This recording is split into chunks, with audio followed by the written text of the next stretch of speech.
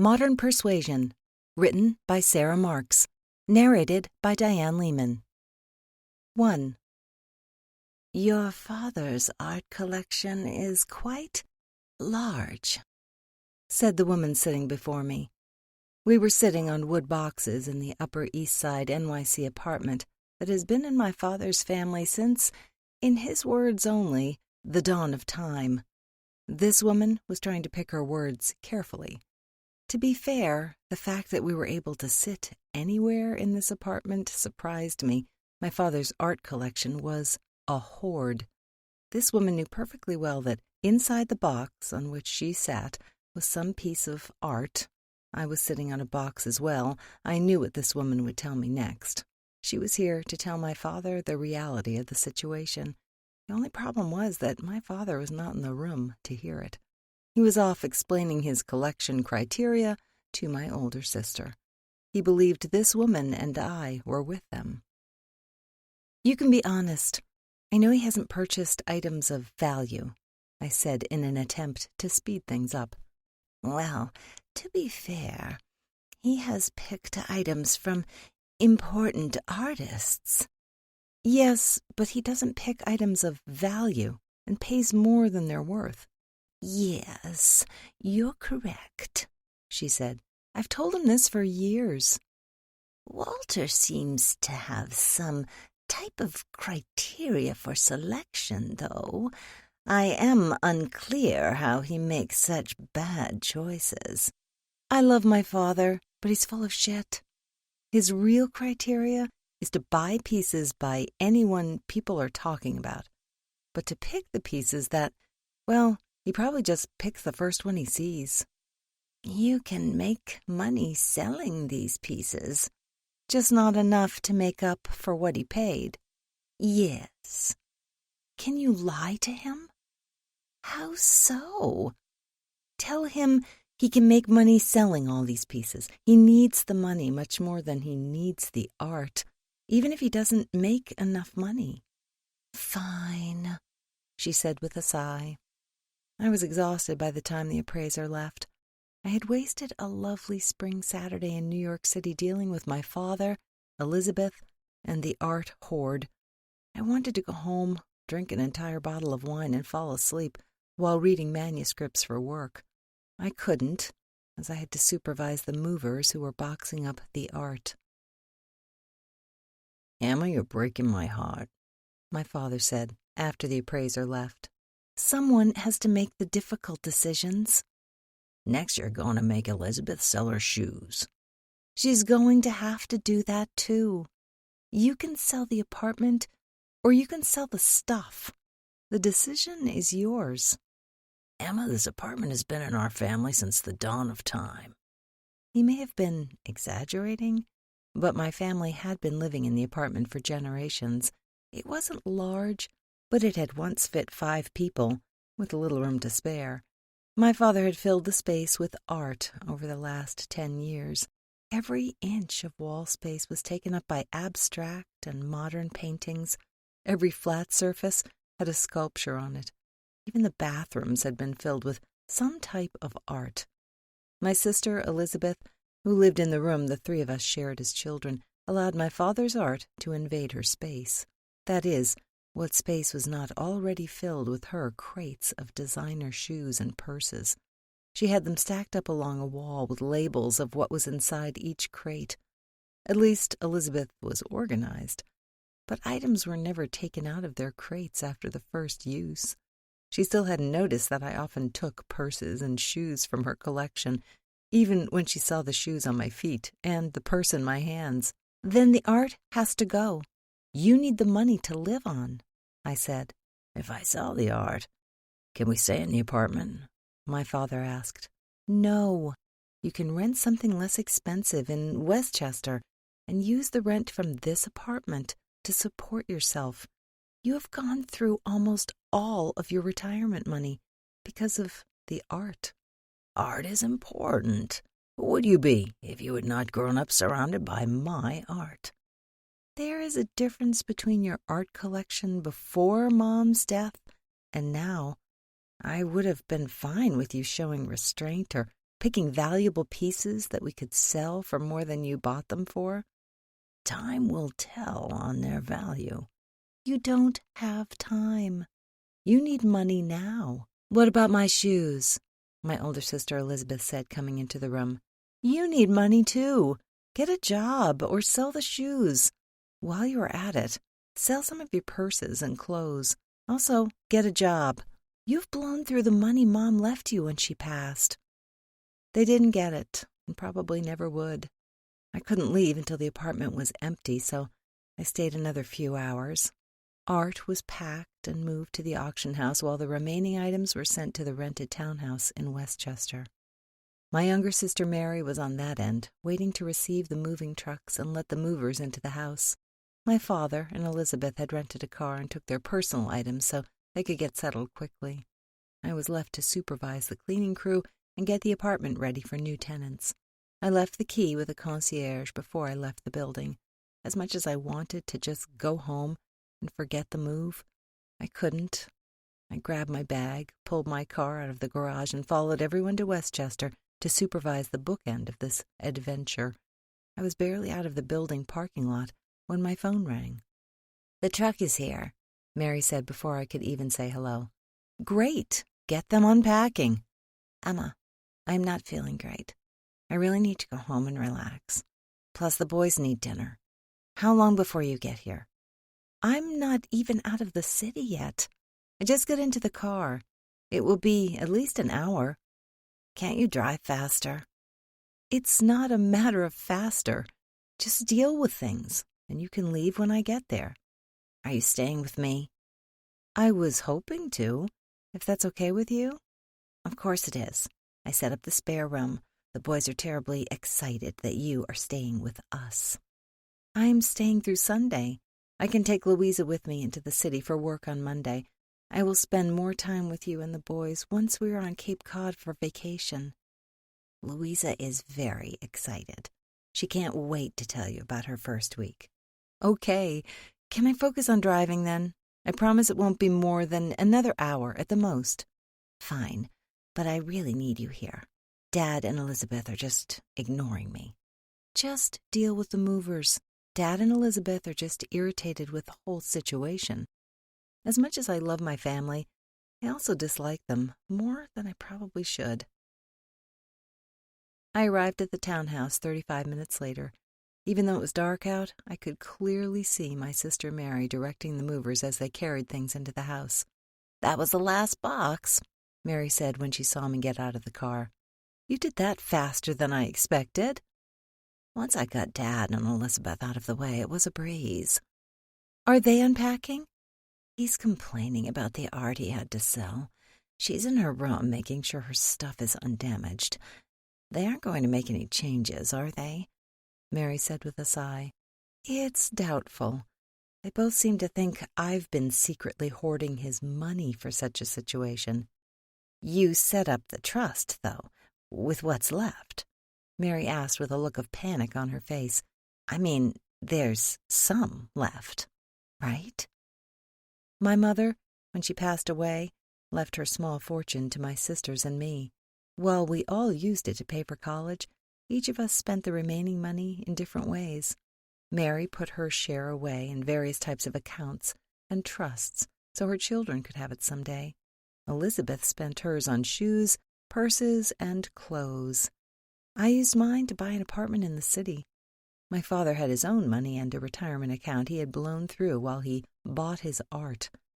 In the 10 years since our mother died, each of us had taken on atypical roles for our place in age order. Instead of being the responsible, practical older child, Elizabeth acted as if she was the youngest. She had never been denied anything, and never been expected to make anything of her life. My father was happy to still have her living with him at home. She had no responsibilities beyond her own imagined ones. Mary, the youngest, turned into the attention-seeking middle child. That left me in the middle, but acting as the oldest. Mary had her own family to take care of, so I had allowed myself to take on the burden of paternal care. Yes, the rent from the apartment will be used to pay the rent and bills here. The credit cards have been canceled, and are being paid off with the money from the art auction. It won't bring in enough, but they're getting an allowance. If either of them gets a new credit card, then I wash my hands of this once and for all, I said to Mary. I got to Mary's house later to find it filled with people, food, and wine. Mary's in-laws, the Musgroves, filled the house with good cheer. It was completely different from the world we had grown up in. I understood why my younger sister found herself drawn to her husband's family over her own. Mary's attention-seeking nature can be annoying.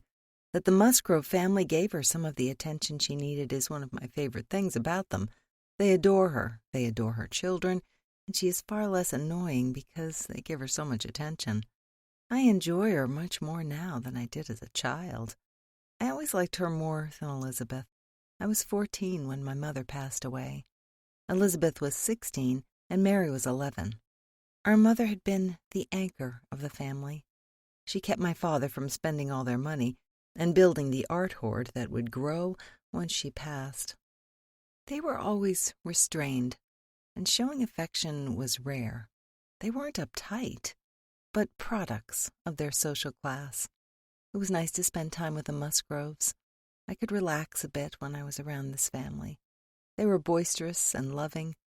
I had gotten their youngest, Louisa, a summer internship at my publishing house. She was clearly anxious to tell me about her first week. The entire company was getting ready to go to PubCon next week. PubCon was the largest publishing conference in North America. Publishers from all over the U.S., Canada, and around the world came to show their newest titles, meet with new authors, and share it with booksellers and librarians.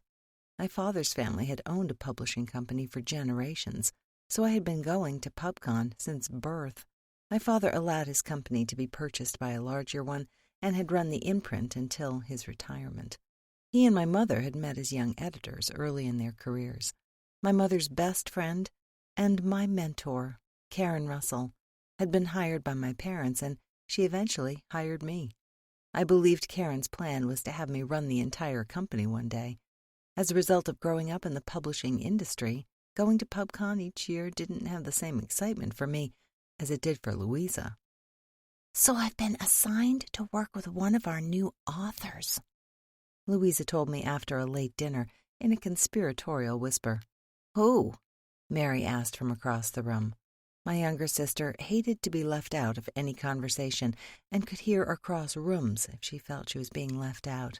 "You know, that screenwriter. Oh, I can't remember his name. You'll remember, Mary. He wrote that movie about that guy who dated an actress and she left him for someone better. Then last year, it really happened to him."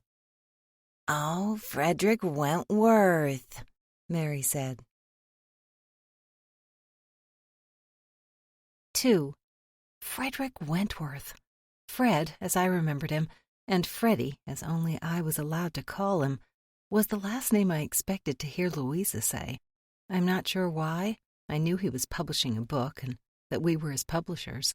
Karen had turned down the chance to have our team work with him. To be fair, she probably turned it down because of my history with him. When my mother passed away, Karen stepped in to help my father raise his 3 teenage daughters.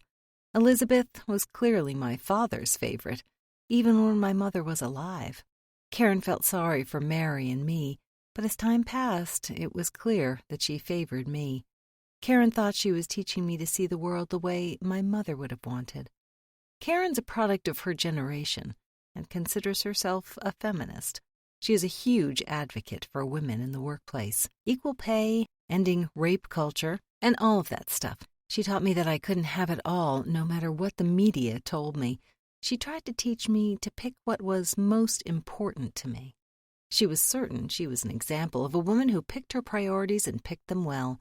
She opted not to marry and have children because she wanted her career. She was happy to live through her friends and their families. At 22, when I graduated from college, she persuaded me that I had to make the same choice she did. I was in love with a man who wanted a life in Los Angeles, but I wanted to work in an industry that existed almost exclusively in New York City. To make the decision even more stressful, I had already taken on the mantle of caring for my father. I met Fredrick, then Fred, the summer before my junior year at Northwestern University in Chicago. A friend and I had decided to rent an apartment together off campus instead of sharing a dorm room. We found a great furnished apartment close to campus. Then, said friend fell in love and left me alone so that she could move in with her new boyfriend. They broke up before the summer ended, but by then I had replaced her as a roommate with Fredrick. Fredrick was a tall, slender man at 6'4", with dark reddish-blonde hair, brown eyes, and an awkwardness to him that was really cute. When we met, he still had some baby fat that rounded his oval face. His smile was wide and happy. We started dating in the middle of the summer, and we stayed together until graduation. I remember graduation so clearly. My father and Karen came to celebrate with me. Since my father doesn't like anyone from outside his social circle, I had no expectation that my father would approve of Fredrick. I didn't care. I cared what Karen thought of him. Fredrick had proposed to me just before graduation. I had not given him an answer because I wanted Karen to meet him first. I confided in Karen about the proposal. She was positive that Fredrick was the wrong guy for me. I remember her list of reasons very well. 1, he wants you to move to L.A. 2, you know nobody in L.A. 3, there are no publishing companies in L.A. of importance. 4, your entire family is in New York City. 5, you will reduce your entire identity to just being a wife and mother instead of a complex and important woman. I remember my list of reasons to marry him just as well. 1, I love him, and he makes me happy. Rationality won over love. Karen listed 3 questions when I told her my reason to marry him. 1, how happy would I be if I was lonely and bored in L.A.? 2, how quickly would I resent him if I was unhappy? 3, how much longer would I love him if I resented him? I rejected his proposal, ended the relationship, moved back to New York City, and assured myself that I would meet someone else soon. The only problem was that I never did. Oh, I dated, but I never met anyone who made me feel the way Fredrick made me feel. Karen didn't consult me when she turned down the chance to work with Fredrick, but I understood why. I tried to ignore stories about Fredrick after the breakup 8 years ago. I wasn't terribly successful. 3 years after we broke up, he wrote an insanely popular movie. I didn't realize he was the screenwriter until I saw his name on the opening credits. Friends dragged me to the movie, swearing it was funny, cute, and the girlfriend was a bitch. The movie focused on a man who proposed to his actress girlfriend only to be refused. The girlfriend left him to be with someone famous. The man finds out his life is better without the ex-girlfriend and rejects her in exchange when she begs his forgiveness. I left the movie early in tears because it took me all of 1 minute to realize I was the inspiration for the girlfriend in the movie. She may not have been named Emma or looked like me, but she was, and this movie must be the story of what happened to Fredrick after our breakup. I kept all of this to myself and insisted to my friends that I left simply because I hate romantic comedies of any kind. After that, it was impossible to avoid news of Fred, now known as Fredrick. He dated a string of famous actresses, wrote popular television shows and movies, started producing popular television shows and movies, and more. He was everywhere in popular culture. Then, about 6 months ago, the press coverage got excessive when, after proposing to his current girlfriend, coincidentally a struggling actress, she turned him down and started dating a very famous actor, soon after married him, and was already getting divorced. People thought his first successful movie had become reality, and the press couldn't get enough of the parallels. That was when he decided to write a book for middle school boys. It was due to come out in 2 days. 3. I met Louisa outside the Javits Center early. It was the first day of PubCon, and she was anxious about what to expect. I understood why, because I had seen plenty of people get overwhelmed by just the building alone. It took up 6 city blocks. Inside was 3.5 floors primarily of open space for conventions. Sometimes there were 2 or 3 events going on at once. I had even attended graduations here. It was difficult to find the right place to be, and the lines of attendees were already forming at the exhibit floor entrances. Mary convinced me, after much whining and cajoling, to buy her a ticket to PubCon too. Her plan was to walk around aimlessly getting free books from the publishers. I used the opportunity to get her to pick up books for me as well. Mary, like me, had been going to PubCon most of her life. We had grown up in a family of publishers and readers. My father's book collection was technically smaller than his art collection. That's because he had a true knowledge of what's valuable in books, so he's much more selective with that collection. When Mary and I had first talked about how to raise money, we quickly nixed the idea of selling his books. We both had memories of those books being read to us at night and of learning to read using them.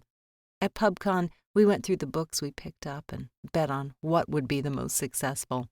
Mary had a knack for knowing which book would sell the best, but I knew which would get the awards. Working in the publishing industry meant that I was at PubCon to work, so I didn't get a lot of time to walk around. I had appointments almost all day. The first day was huge for me because I had 2 authors doing signing events at our booth. One author was new and had no idea what to expect. The other was a publishing veteran and a very popular draw to our booth. While she didn't actually work with me, Louisa spent most of the first day following me. "This is insane," Louisa said as we walked into the Javits Center. "Is it always like this?" There were people everywhere. Louisa was dressed like she was at a party. She was wearing ugly high heels, a cute dress, and had on full makeup. I had told her to dress comfortably but professionally. Her choice in shoes was always a problem. I, meanwhile, wore jeans, boots, and a blouse. I didn't have to spend my day manning the booth, but Louisa was going to be on her feet the entire day. I expected her to complain after a few hours. These are librarians, authors, agents, publishers, and authors. They don't get too crazy. Security is at the entrances just to make sure everyone has a badge to get in. You don't have to worry about a mob at the booth. These people know how to queue for our autographing, I explained as we walked. We walked together through the empty exhibit floor. "So," I said as we got to the quiet booth, "this place will be a zoo in about 30 minutes when it opens. Your job is to stay at the booth, handing people books, managing lines, and all of that. There is someone who will tell you what to do and when." "Am I going to have free time to walk around?" Louisa asked. "I don't know, but don't expect it." "Will you be at the booth?" "Only when my authors are signing.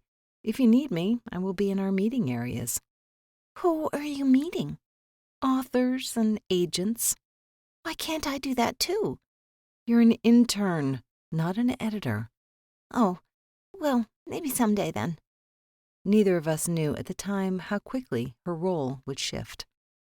I should have paid more attention to the booth schedule, but I was only interested in my authors. I was very happy at the end of the first day. My new author had generated quite a bit of attention and interest. The line had been steady through her signing, and she didn't seem worn out. My veteran author was a powerhouse, with a line wrapping around the exhibit floor. I had asked the booth staff to manage the line with a ticket system so that people didn't wait needlessly. It was a good call, as people wanted more books than we had available. I knew we would give away unautographed copies the next day. This was a test of one way to manage the giveaways that could easily get out of hand. We expected a crowd on the last day when the general public had been allowed to attend. This was the first time the conference organizers were allowing this. None of us knew what to expect.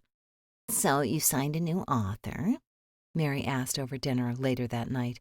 Louisa had bowed out of dinner because her feet were so blistered from standing in heels all day. Mary and I ended up in a small and busy Italian restaurant in Midtown by my apartment. "Yes. What's interesting is that her agent specifically wants her to work with me. He actually wants it written into her contract that if I leave, then she can leave with me." "Is that a thing?" "I have no idea. I've never had anyone ask for it before." "Are you looking for a new job?"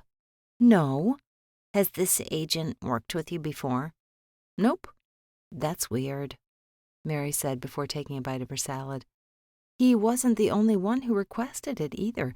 He's just the one with an author that I think has potential to have a great book. It doesn't really surprise me that people want to work with you. You work with, 10 authors regularly? There are about 15 on my plate, but only 10 really need any attention. Right. All 10 of those are popular authors who regularly appear on bestseller lists and win awards. From what I saw today, your newest author is another win for you. You know how to pick books and get them to readers. From what I remember when Daddy ran the publishing house, I'm surprised you don't get a ton of offers to work for other publishers. Mary didn't know how right she was. Part of the reason I didn't wander around PubCon was because I often got stopped by publishers and offered jobs. I just had no interest in changing where I worked. I arrived alone and early at PubCon on the second day. There was a ticketed breakfast that morning, and I had been invited to attend by one of the authors on the panel, Tom Scott. My father had once been his publisher, and even though he changed publishers years later, they remained friends. He was the biggest draw to this breakfast. I was going to stay just long enough to hear him speak and then leave. My VIP status allowed me to go backstage early. I found him reading over notes. "Emma, sweetheart," Tom said when he saw me. He was quickly on his feet to kiss my cheeks and hug me. The line is so long it has doubled on itself. "Yes, well, this breakfast has a lot of attention.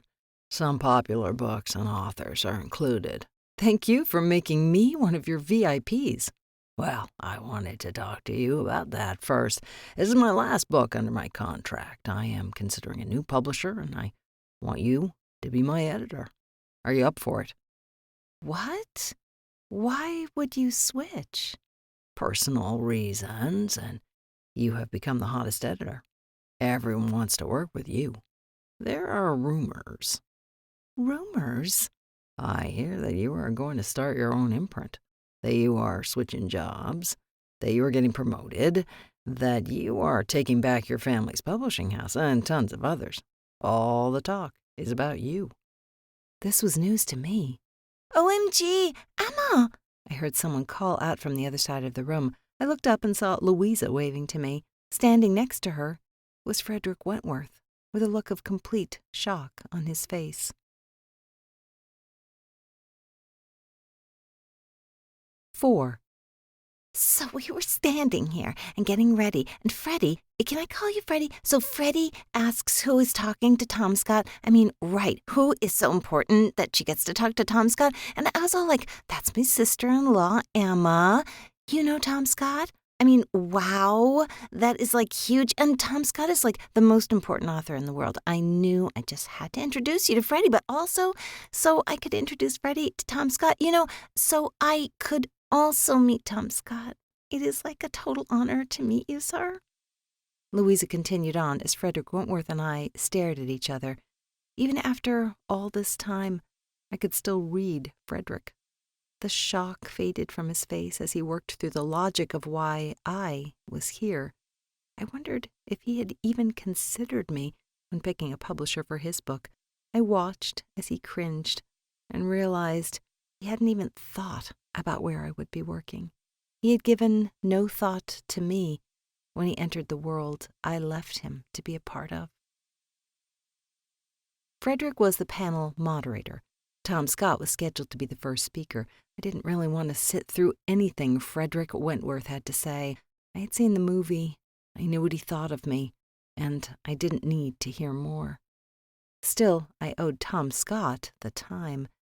He had used one of his 3 passes to invite me. Fredrick's editor, Christy, sat at the table with me, as did Louisa. Louisa had been assigned to help Christy that morning. There was too much tension at the table, but it was lost on Louisa. How do you know Tom Scott? Louisa asked before the breakfast started.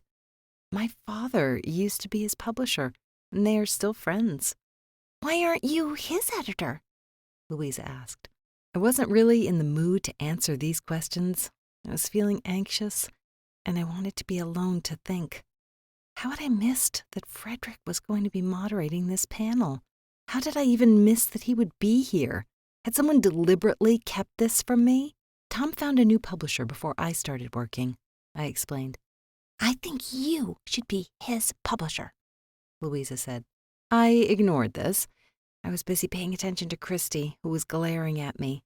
So I didn't realize that Fredrick's book was being promoted this week, I said to Christy. We decided since the book just came out that we should bring him, since he is kicking off his book tour here in NYC in a few days. He's doing a book signing at the booth later. You should come by, Christy said. OMG, Emma, you should come by. I bet it will be a zoo, Louisa said. I didn't say anything, but pulled Fredrick's book from the bag left for each attendee at their table and looked it over. I realized I had read this book before. In fact, it would be fair to say that I had been its first editor. Fredrick had written it the summer we met. So this is pretty much a collection of nightmares I had as a child, Fredrick had said when he handed me the printed story 10 years ago. We had been living in the same apartment for a week, and it had been weird and tense. That night we had gotten talking and realized we were both English majors with different concentrations. I was focused on literature and criticism, but he was focused on writing. The stories had come out when he found out I was an editor for the department literary journal. You want to submit them to the journal next year? I asked. Well, probably not, but it would be great to get some feedback on them. I stayed up all that night reading the stories. They were full of monsters, witches, and creatures. He managed to scare me a little. I liked it and felt the major problems were all copy edits. Our entire relationship started over those stories. It helped us grow comfortable with each other, but that was before a summer screenwriting class shifted his focus. He put the stories away, and this was the first time I had seen them since. Now I was listening to Fredrick talk to a room of 500 book lovers about why he wrote his book. I wrote this book before I started screenwriting. With a double major in English and psychology, I was trying to see if I could bring the two worlds together. This book was the first attempt, but once I learned how to write for television and movies, I found a better way to achieve what I wanted. This story was never too far from my thoughts. The first person to read it, an ex-girlfriend, provided the encouragement I needed at a time I needed it the most. Even though the book sat untouched for almost 10 years, the support she gave me has fueled my entire career. Even now, I don't think I would be so successful if it hadn't been for her. I was fighting back tears, and if I hadn't been determined to hear Tom speak, I probably would have left. I was glad Tom was the first speaker after Fredrick, but he didn't make me feel much better. This book was inspired by one of the most fascinating women I have ever met in my life. It's amazing how people change in the wake of grief. When I wrote my first novel, 35 years ago, my editor was a young woman right out of college. She was one of the most important women in my life. Until the day she died, she was my biggest cheerleader, my biggest critic, and after her death, one of my greatest sources of inspiration. I saw how her death changed the people she loved the most. I wondered for years what she would think of the way these people had changed. If the dead really are aware and watching over us, what would they do if they didn't like the way people changed? Tom talked more about death and grief, but I understood why he had made a point of inviting me. My mother's death had changed all 4 of the people she left behind. My father still lived deep within his grief. I had been dealing with it and trying to bring him out of it since I was 14. It was all very emotional, with both Fredrick and Tom talking about me. Once Tom was finished, I quickly grabbed my bag of books, waved to the people at my table, and made my way out of the room. I found a quiet bathroom, a rarity at an event like PubCon, but I knew where the best bathrooms were, and cried in a stall.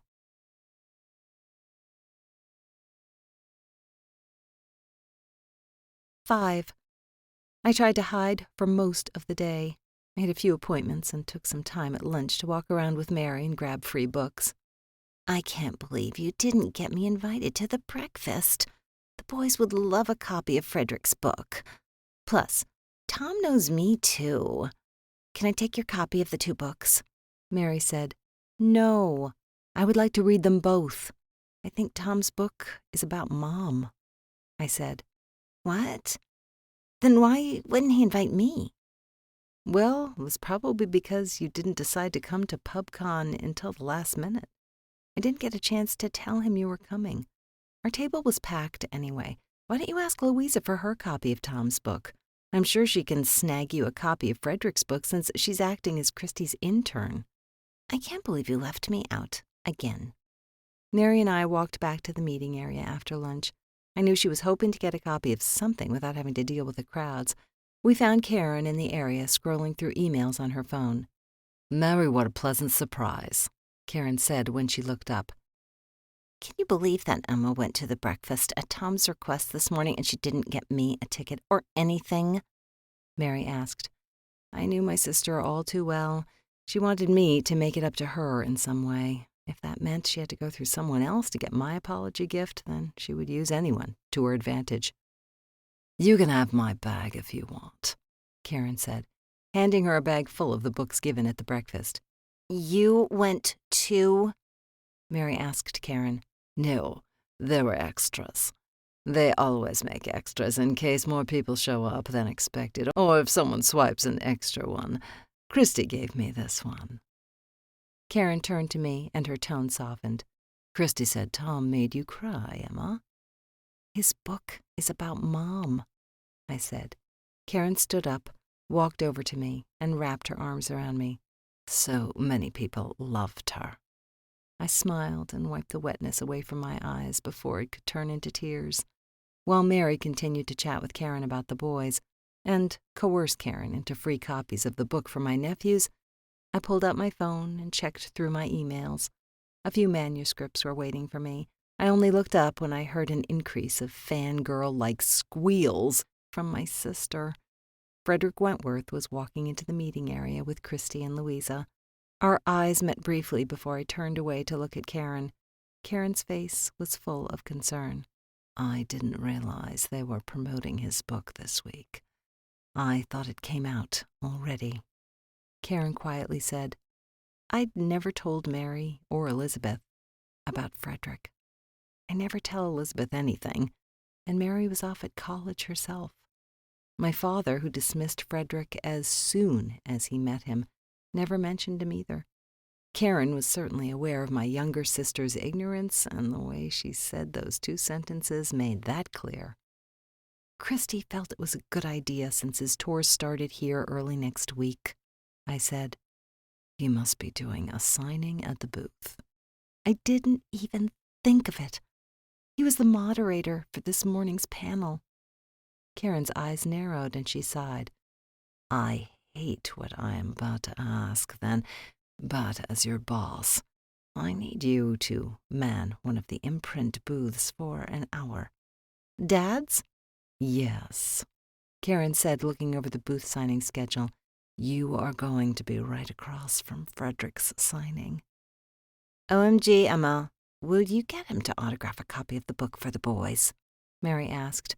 I was getting annoyed with my sister's neediness. I am sure Louisa can get him to do that for you. Mary, who could tell when my patience thinned, stuck her tongue out at me as she pulled her copy of Fredrick's book from her tote and walked over to Louisa. I couldn't help but watch. I didn't overhear anything my sister said, but Freddie's reaction was clear. This is what I assume was said. Hi, Mary said to Louisa. OMG, I'm so glad you're here. This is Fredrick Wentworth. You know, the screenwriter of that movie you love?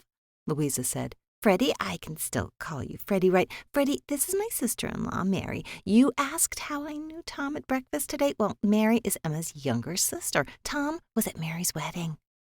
This is what I can only assume made Freddie look over to me and back to Mary a few times. My sisters and I look alike. We all have long, chestnut brown hair, green eyes, and high cheekbones.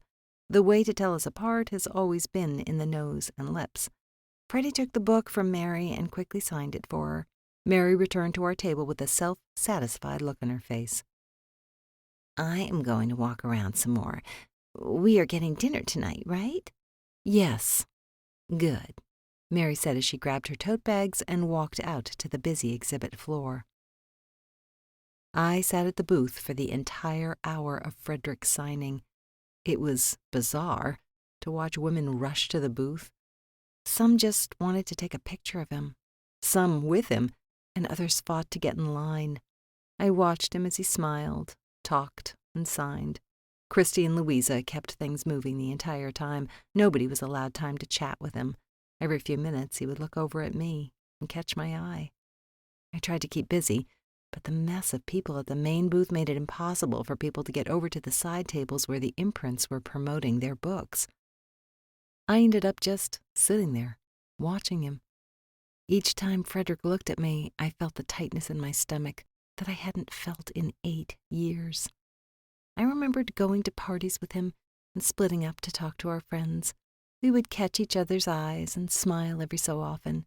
It was our pact to help each other deal with the stress of large groups. I wondered if he was doing that now. I tested my theory towards the end of the hour by smiling at him when he looked over at me. He smiled back, and I saw his shoulders clearly loosen and his body relax. For the next 15 minutes, I continued to smile at him when I saw him look over at me, and each time he smiled back. What was that look? Karen said, returning to the imprint table after her lunch meeting. Testing a theory. What theory? Something I know about him that I'm pretty sure I'm going to have to share with Christy for his book tour. Emma, you made the right decision when you graduated. You do know that. If you have any regrets, it was not my intent. I don't regret my choices. Even as I spoke the words, I was fully committed to the lie. 6.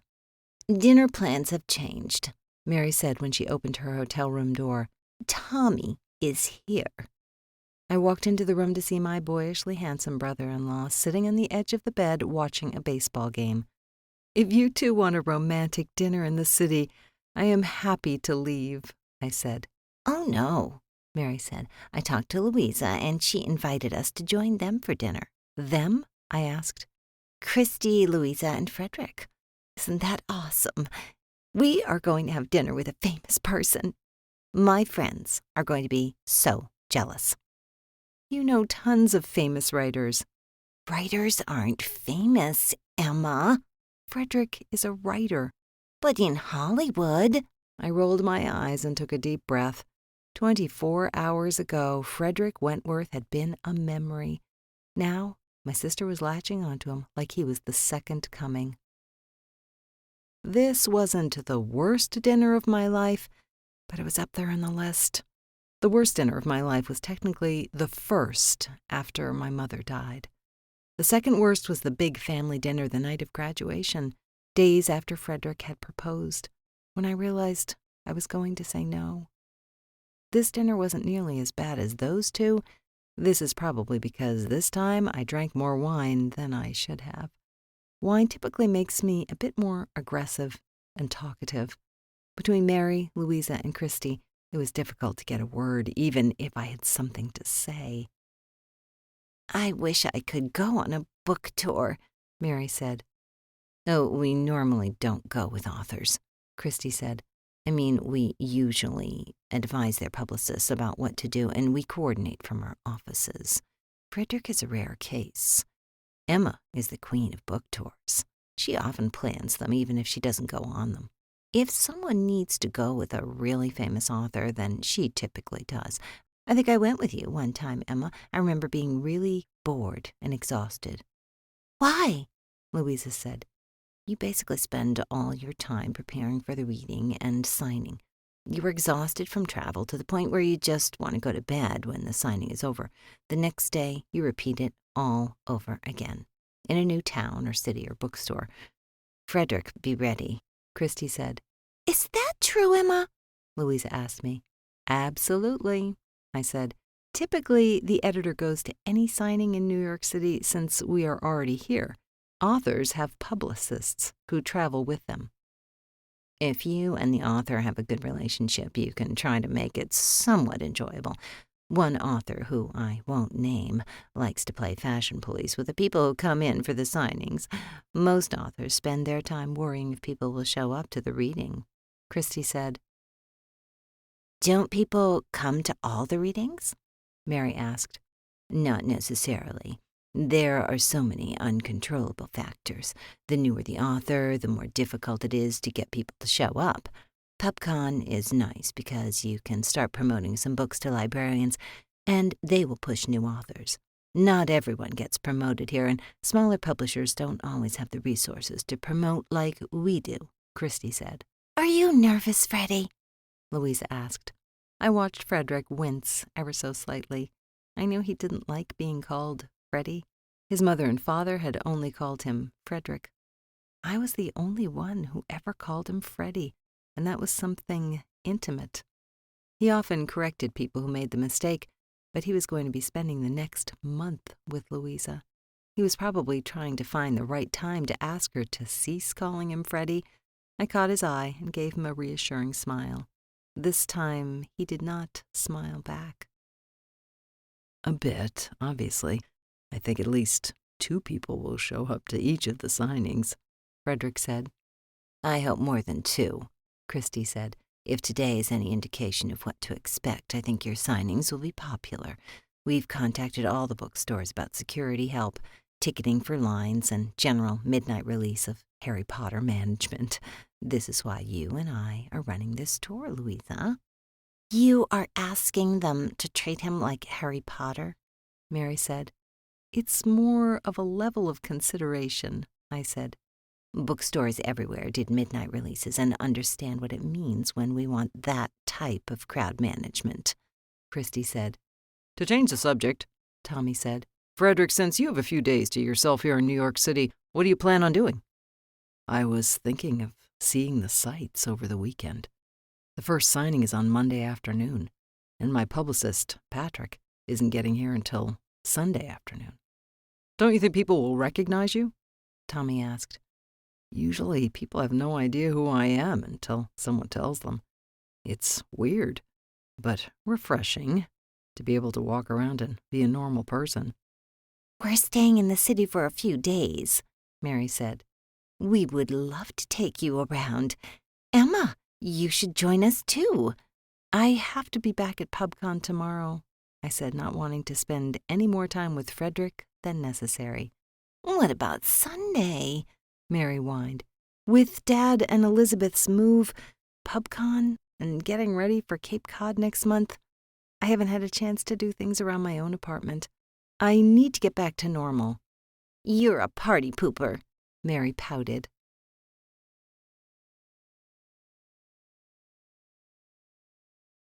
Seven. I didn't get to PubCon until after lunch on Saturday. Since I had already been there 2 days and didn't have any appointments, there was no rush getting there. Plus, this was the day the general public was allowed to attend. If I thought the first 2 days had been a crazy, then Saturday was a clusterfuck. I arrived at the booth to find people in a state of panic. There were cops, firefighters, and paramedics scattered around our booth. Emma, you missed it, Karen said when she saw me. What happened? I asked. Christy got into an argument with an attendee. What? Why? Has someone been arrested? It was over copies of Fredrick's book. We ran out of copies, and some of the general public attendees got really angry. This is just the worst thing that's ever happened. So Christy was arrested? No. A couple of attendees got really aggressive and ganged up on her. They broke her arm and a leg. We are going to have a meeting in an hour to discuss Fredrick's tour. She can't manage the tour now. Do you need me at the booth while the meeting is going on? No. We're packing up early because of this. We may have a lawsuit against the convention organizers for lack of security. We'll deal with that later. I need you at the meeting. What? Why? You know Fredrick, and you know book tours for popular authors. The impromptu meeting was chaotic. Some of the executives wanted to talk about legal action against the conference organizers. Others wanted to talk about Christie's responsibilities, primarily Fredrick's book tour. I sat in the background, barely paying attention until I heard my name. Emma should do it, said some executive I didn't know. Excuse me? I asked. You should take Christie's place in the tour. You've done tours in the past. Fredrick is important, and we want to make sure we have a presence on his tour. I have my own authors to handle. I'm sure Karen can help pick up those duties. I said, and turned to Karen for help. I can help finish those projects that require help, Karen said, but I know Emma can do the work while on the tour. We have spoken with Fredrick's publicist, Patrick. He was already going on the tour. We're going to send Louisa with you, since she helped Christie through the conference. Is he really that important that we need an editor, an intern, to help his publicist? Someone asked. Yes, was the response. I didn't know if I agreed, but nothing could deter an executive in a panic. I sat there in shock, and I'm 99% sure I agreed, or at least didn't object. I was completely overwhelmed with panic and anxiety at the idea of having to spend a month with Fredrick Wentworth, making sure everything was to his satisfaction. I am so sorry, Karen said when we left the convention floor. I need to get home and pack. I guess I should go see Christie tomorrow and make sure I'm ready for Monday, I said, trying to take control of the situation. Emma, do you want to talk about this? I recognize that yesterday was difficult, seeing Fredrick after all this time. I'm worried about you spending a month with him. I didn't say anything. I was too busy planning things in my mind. Emma, please talk to me, Karen said when I didn't respond. I had dinner with him last night. Alone? No. Christie, Louisa, Mary, and Tommy were all there. I'm pretty sure he hates me. Has anyone talked to him yet? Is he okay with me taking over? Yes, his publicist said Fredrick agreed. Will you check in on Dad and Elizabeth? Of course I will. Are you sure you don't want to talk about this? I stopped and turned to Karen. Did he know before me? I asked. Know what? That I would replace Christie. I'm getting the impression the decision had been made before that meeting started. Karen walked away from me and opened the door to exit the building. Yes, he knew before you did.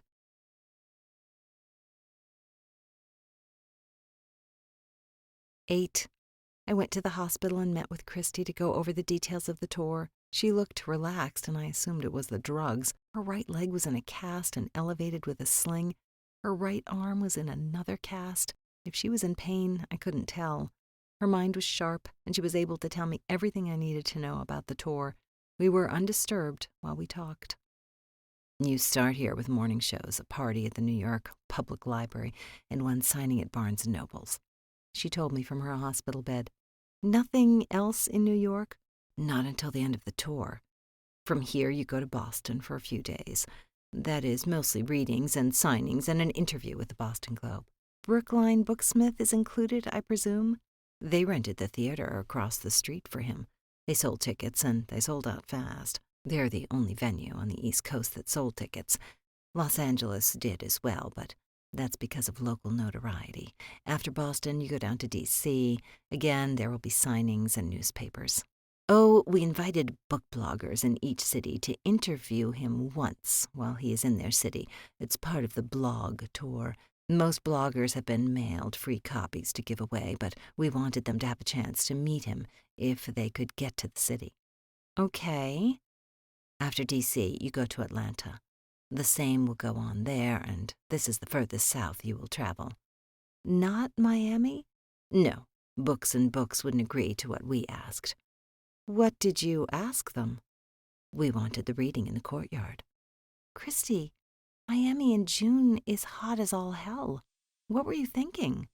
It's the only space they would have that could accommodate the crowd. The bookstore is already crowded, and they refused to find another space. Did they think the crowd would be smaller? No, they just wanted it in the store with the space they have. Okay, so no Miami. From Atlanta, you go to LA, and you'll be there for the longest time. I mean, other than New York City. So 3 days in each city without travel time. How much time in LA?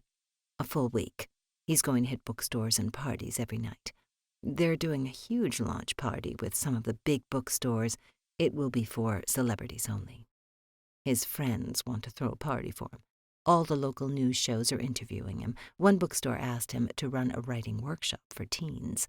They are connecting it to some National Novel Writing Month event. I thought that was in November, but they said July. They do smaller writing events in April and July. They call it Camp NaNoWriMo.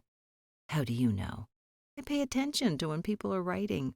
We've found amazing books through participants. Christy gave me a look that I thought was annoyance. I wanted to remind her that I was just as unhappy about this as she was, but I kept my mouth shut. Right, so he agreed to run the workshop. 5 days there in travel time. From there on to Chicago, before coming back to New York City and doing another 5 days here. I should be well enough to take him on once you're back here, so you can go on your vacation. I can be your backup for a few days to help you out. I'm just going to Cape Cod with my family. I can postpone it a day or two. I assume the end includes smaller city bookstores and outer boroughs. This time, the look she gave me seemed suspicious. Let's play that by ear. I assume you'll be exhausted, and I don't want to ruin your vacation. Do you have any questions? What am I specifically responsible for? The publicist, his name is Patrick, is taking care of almost everything. Apparently, he has worked with many big-name authors and actors. He knows his stuff. You basically have to be at the bookstore signings. Your job is dealing with the books. Just treat each city like you treat New York City signings. So I'm there as a pretty face. What is Louisa going to do? I don't really need her help. Essentially, you are there to make sure the bookstores are happy. Louisa is going to try to keep you sane because that was what she was going to do for me.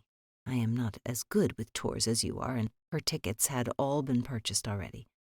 I think this may be the craziest tour any publisher has gone on. Even though we would be in town for another 3 days, the tour officially kicked off on Monday morning. I spent most of Sunday, after my visit with Christy, packing for the month I would be away. I spent the first hour of the process in front of my closet, on the verge of tears. I wanted to crawl into bed and cry for hours, but I couldn't put my finger on why. You are the queen of book tours, I said to my reflection. Get into the game. He isn't your Freddie anymore. He is Fredrick Wentworth, who has never been on a book tour and has no idea what he has agreed to do. You will make him think it's effortless and keep him calm. Now get your head out of your ass, pack what you need, and get ready to meet his team tomorrow morning. Who cares if his publicist knows what happened 8 years ago? You are both professionals. I pulled out clothes, toiletries, and supplies. My shoes, many swiped from Elizabeth's extensive collection, filled one bag alone. I even pulled out the fancy dress I decided to wear on Tuesday night to the New York Public Library's $1,000 a plate fundraiser party. I made a mental note to let Patrick know this was black tie. I was exhausted and starving by the time I felt prepared for the book tour. I was rooting through my collection of takeout menus when the outside buzzer went off. Hello? Emma, aren't you coming for a walk with us? Louisa said through the intercom. I buzzed them up without thinking. I forgot that Fredrick was with them and was surprised when 5 people walked into my small apartment. We brought Patrick along so you could meet him, Louisa said to me when all 5 of them were stuffed inside the room. Mary and Tommy stood off to the side and Fredrick glared at me. Standing next to him was a rail-thin brunette man about the same height as Fredrick. He wore thick rectangular glasses and had a square jaw. So you're the infamous Emma Shaw, Patrick said, extending his hand to shake mine. Infamous? I turned to Fredrick, but he gave nothing away. His eyes were busy looking around my apartment. It was filled with bookcases of books and knickknacks. There were pictures of Mary and Tom on their wedding day, my nephews, my parents' wedding, Karen and me when I graduated high school, and my favorite pictures of my mother. Actually, there were more pictures of my mother than anyone else. Mary loved my picture collection because there was only one of Elizabeth. Actually, one of 3 of us when we were little, and many of Mary and her family. She claimed it as a win. "Christy called you the Queen of Book Tours," Patrick said. "Right. I'm here to just help in any way I can." "Do you have tuxes?" I asked. "Why? Tuesday night, New York Public Library, black tie benefit. Fredrick is the guest of honor." "I was unaware it was black tie," Patrick said. "I have a tux with me," Fredrick said. "I can take care of it, Patrick," Louisa quickly said. "Tomorrow after the morning show, we can go to a tailor I know. He can get something ready for you by Tuesday afternoon." "Perfect," Patrick said. "Right now, I have been on a flight all day, eaten my fill of tapas, and I need ice cream." "I actually need to grab dinner and have a few things to do tonight, but I can walk to Columbus Circle with you. There's a pinkberry there." Mary clapped her hands and squealed in delight. I grabbed my purse and followed everyone out the door, forgetting my to-do list. Even though Mary walked beside me during the mile walk from my apartment to Columbus Circle, I didn't really pay attention to whatever it was she prattled on about. I had hit my tolerance limit for my younger sister and really needed to be alone to recharge. Patrick and Tommy walked at the front of the group discussing whatever it was they had to talk about. Louisa and Fredrick walked in the center of the group. I was trying not to listen, but Louisa was flirting with Fredrick as if her life depended on it. Fredrick allowed her to go on and on about how amazing New York was, how the tour would be amazing even without Christy, how funny he was, how terrible his last breakup must have been, and how she was going to take care of him over the next month. "I'm exhausted from all this walking," Mary said when we arrived at Columbus Circle. The walk had been less than a mile. "Why don't you go sit and I'll get you some yogurt," Tommy said. "Oh, Emma, let's go sit at the fountain," Mary said, grabbing my hand. I let my sister pull me onto the crosswalk that led up to the fountain. Nobody followed us, but I still let my sister lead me to the edge of the flowing fountain. "My feet are killing me after PubCon," Mary said. "Understandably. I need to get something for dinner, Mary." "Just wait here with me until the others come back, and then you can go grab something for dinner. Please, Emma." I would never hear the end of it if I left Mary alone, so I gave up on plans for dinner in the near future and sat there while Mary continued to talk at me.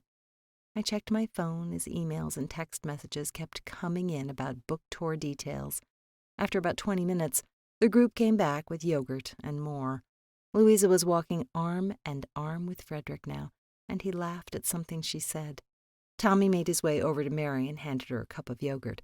Patrick, after taking a takeout container from Fredrick, sat down next to me and handed it to me.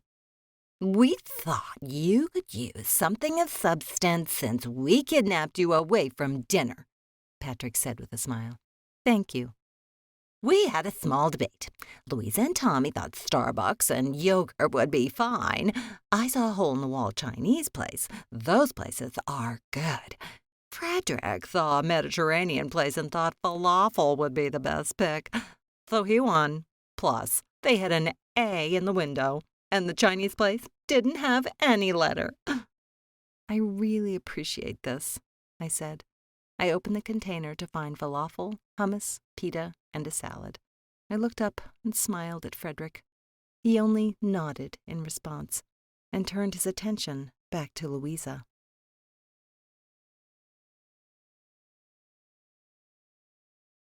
9. I remember the first time Fredrick kissed me.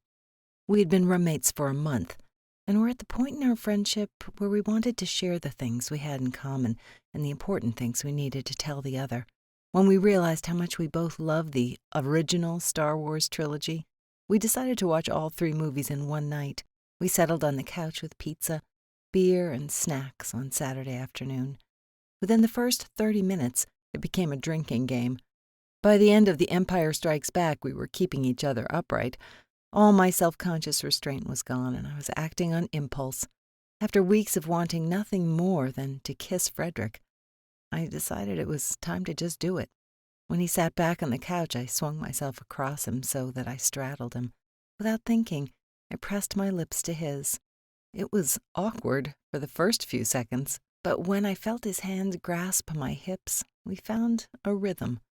I don't know how long we made out, but when I moved my hands under his t-shirt, he let me lift it off. I felt his hands roam over my back, but he didn't try to unhook my bra. He didn't pull away before he stood up with me, still in his lap. I wrapped my legs around his hips and giggled while still kissing him. He stumbled a few times, but I never fell until he got into my room and was standing at the foot of my bed. I unhooked my legs and fell back. I pushed myself back toward my pillow, and he crawled onto the bed until he was over me again. Between kisses, I let him take off my jeans. It was when I tried to take off his pants that he stopped and pulled away.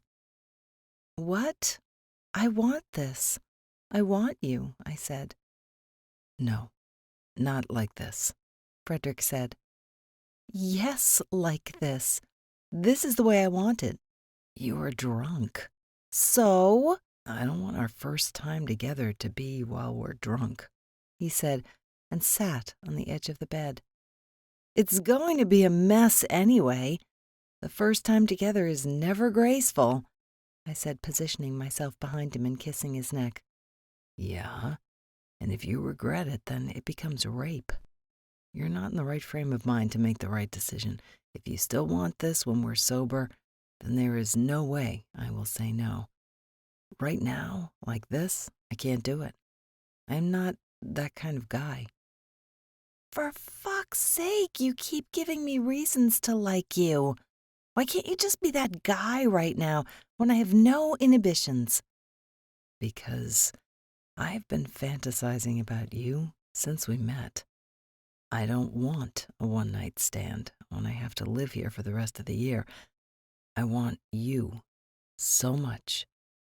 "Sex fantasies?" "Well, among others. "Others?" I want everything. I have fantasies about what our first fight would be about. I have fantasies about cuddling in bed, reading books, and playing footsies." "Really? You do know this all just turns me on even more." "Please, Emma, I want you. I want to kiss you and touch you and love you. You will wake up in the morning probably hungover, and I will still want you. You don't need to be drunk to feel confident enough to make a move. If you wake up and still want me, then you will know where I am, and that I will still want you too." With that, he got up, left, and went to his own room. I heard him walking to the bathroom once I was in bed. I waited until I heard the bathroom door open. "Freddie," I called into the hallway. "What's up?" He said, coming to my doorway. "Sleep in here? With me?" "Emma." "I promise. Nothing until morning. I want to know what it's like to sleep next to you and to wake up in your arms. That's been my fantasy." He didn't say anything, but got into the bed with me. I did just as I said I would. I fell asleep with him spooning me. I could feel the warmth of his breath on the back of my neck and his hand draped over my waist. The next morning I woke up buried in his body. His arms were around me, our legs entwined, and my face in his neck. I could hear him gently snoring. I lay there in his arms, exploring what I could of his body. He smelled like musk and oranges. I counted freckles on his shoulder and looked at scars, trying to determine what they could have been from. I even looked for moles before he began to stir. "Good morning," I whispered when he opened his eyes. "Good morning." "Nothing has changed. I want what I want." This time, he let me pull off his clothes, and we made love for the first time. It was a mess, but it was also everything I had wanted it to be. 10. Patrick dealt with the early morning shows without me. His logic was that he and Fredrick did these all the time to promote movies. We agreed to meet at the Columbus Circle Barnes & Noble for the first book signing later that afternoon, so we could set up together. Not having to get up before the sun didn't stop me from turning on the morning shows to watch what happened. The interviews went off without a hitch for most of the shows. This first New York City round centered on the large national morning shows. The anchors focused on the book and not Fredrick's personal life. Chrissy's email showed that she had made a point of asking them to do this. One show did ask about the insanity of PubCon and what it was like there. Fredrick didn't mention Christie's accident, and I mentally thanked him for that. The only hiccup occurred on one of the later morning shows. Their newest anchor apparently didn't get, or care, about the requested focus. "So," the man said, "you recently had a pretty bad break with Abby?" "These things happen," Fredrick said. "It's surprised a lot of people, considering that she has a child and you seem to really be in a good place together." "Things change in relationships. People change, and it requires that you change the relationship." "Abby has commented that you refused to leave Los Angeles when she wanted to make New York City her permanent home." "That was one of many reasons." "Well, I know there are thousands of women out there who would love to take her place. What should all the women of the world know is your number one barrier to a lasting relationship?" Fredrick sat there for a moment, thinking. "You know, I have to say the number one barrier in a lasting relationship with me is weakness of character. If a woman can easily be persuaded by her friends and family to do something she doesn't really want, then she and I won't make a good pair."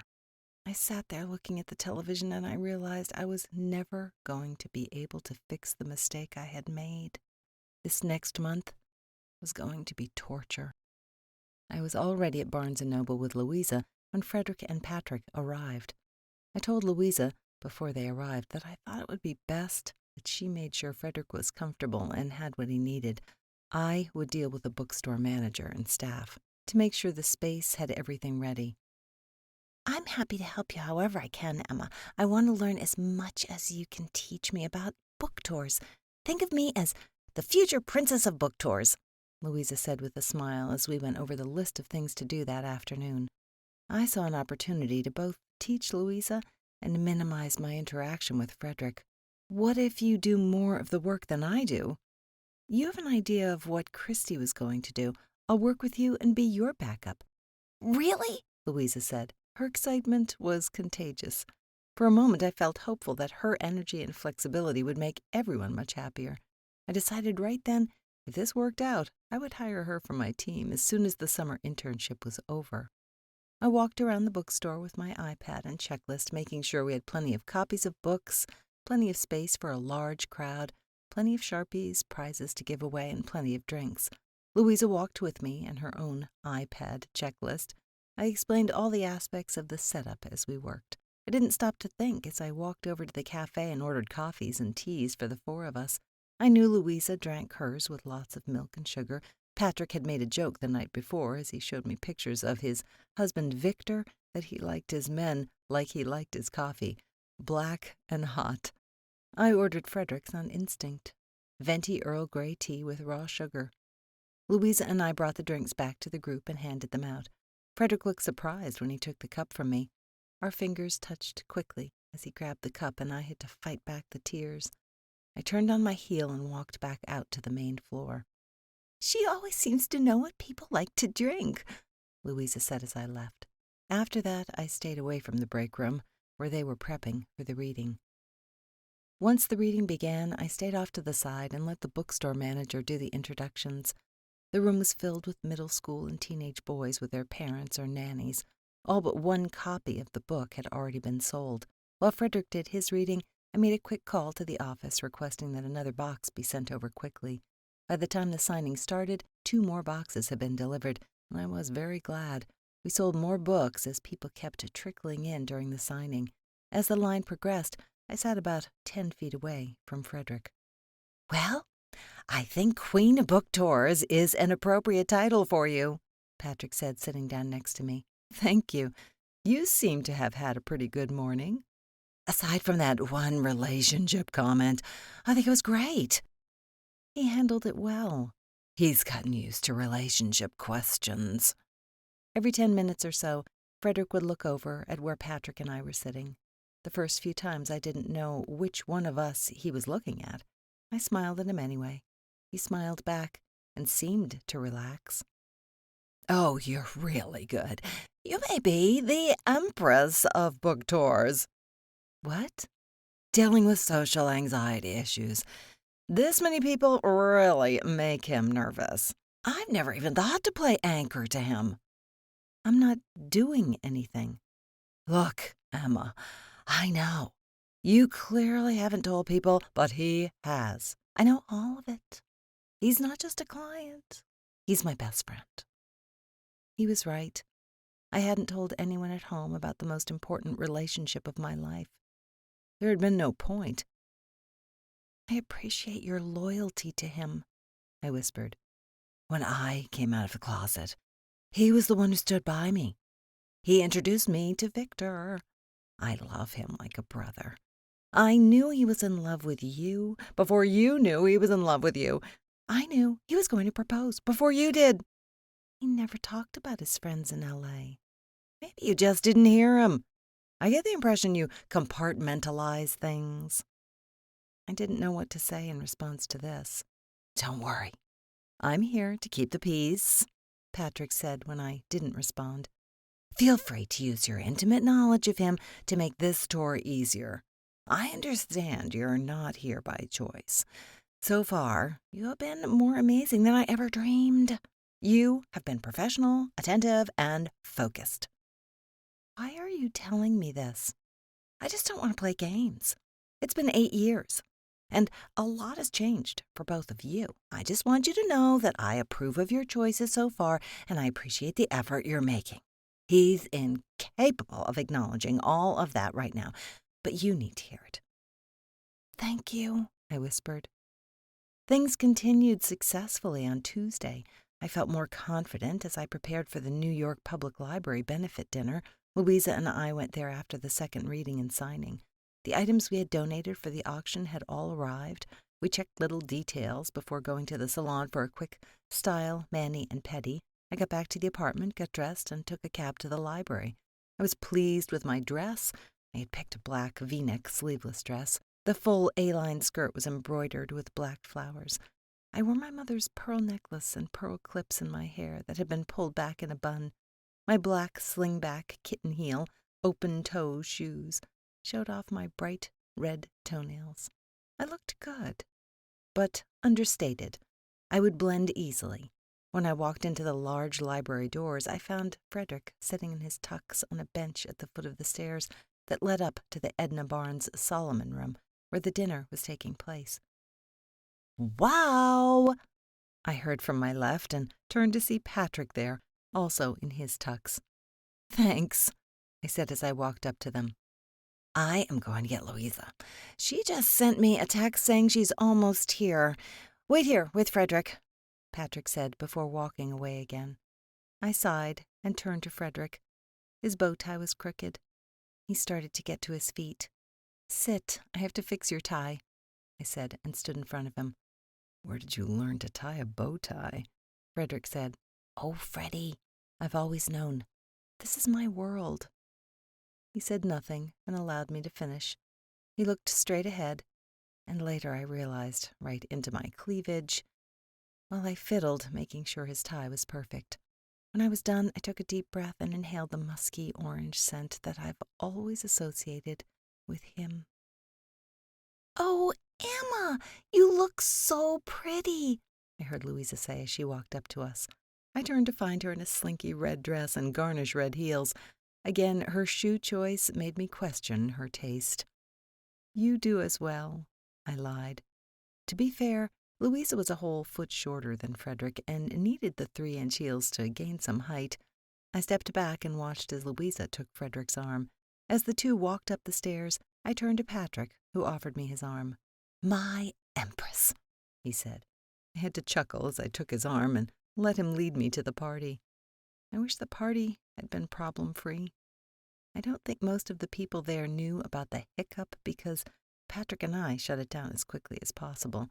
While Louisa never left Fredrick's side, Patrick and I slid into the background and enjoyed ourselves quietly. We made jokes about some of the fashion choices, suggested the other try a specific food option, swiped glasses of champagne from passing waiters, and danced when the band played a good song. "Fuck me," I heard him say under his breath at one point. I turned, expecting to see some very attractive man walking in. Clearly, Patrick didn't want me to fuck him, but instead there was a pixie-like blonde woman walking right toward Fredrick. "I don't think she's your type," I said. "No, that's Abby." "What's she doing here? Do you think she knows Fredrick's here?" "If she doesn't, then she's a moron. The library promoted the event and his face was everywhere." "She's trying to mess with his head. Help me keep her away." I followed Patrick as he made a beeline toward the small blonde woman. "Abby, let's talk," Patrick said as he spun her around and walked her out the door. "What the hell, Patrick? You've no right to manhandle me," Abby said. "Oh, please. I know why you're here. Let's not pretend. You've done enough to hurt him." "He forced my hand. I told him right away that Los Angeles wasn't the life I wanted. He stayed with me anyway. You could have been mature about it. You could have walked away when you knew he would never leave L.A. You used your kid to keep him around. Why are you even here? You married someone else. I just want to talk to him. Who's this?" Abby said, turning to me. "Emma, the editor running our book tour," Patrick said. "Emma, this is Emma, the infamous Emma. You want to talk about playing games with Fredrick, and she stands here helping you keep me away?" I suddenly wanted to punch her in the face. "She's doing her job, and that's making sure this all runs smoothly. She's not the one causing a scene. You need to leave." "Patrick," Fredrick said from behind us, "leave Abby alone. She has every right to be here." "Fred, don't let her manipulate you," Patrick said. "I expected her to be here. I'm ready for this," Fredrick said. "Fine. I wash my hands of this. Come on, Emma. I think they're serving the meal," Patrick said, taking my hand and marching back to our table. I followed him back into the party, so I didn't hear anything Abby and Fredrick said to each other. Louisa thankfully missed all of it. We found her at the table eating the salad at her seat. "Freddie went to the bathroom." "Louisa, I told you not to call him Freddie. His name is Fredrick. Please, call people the name they want to be called," I said.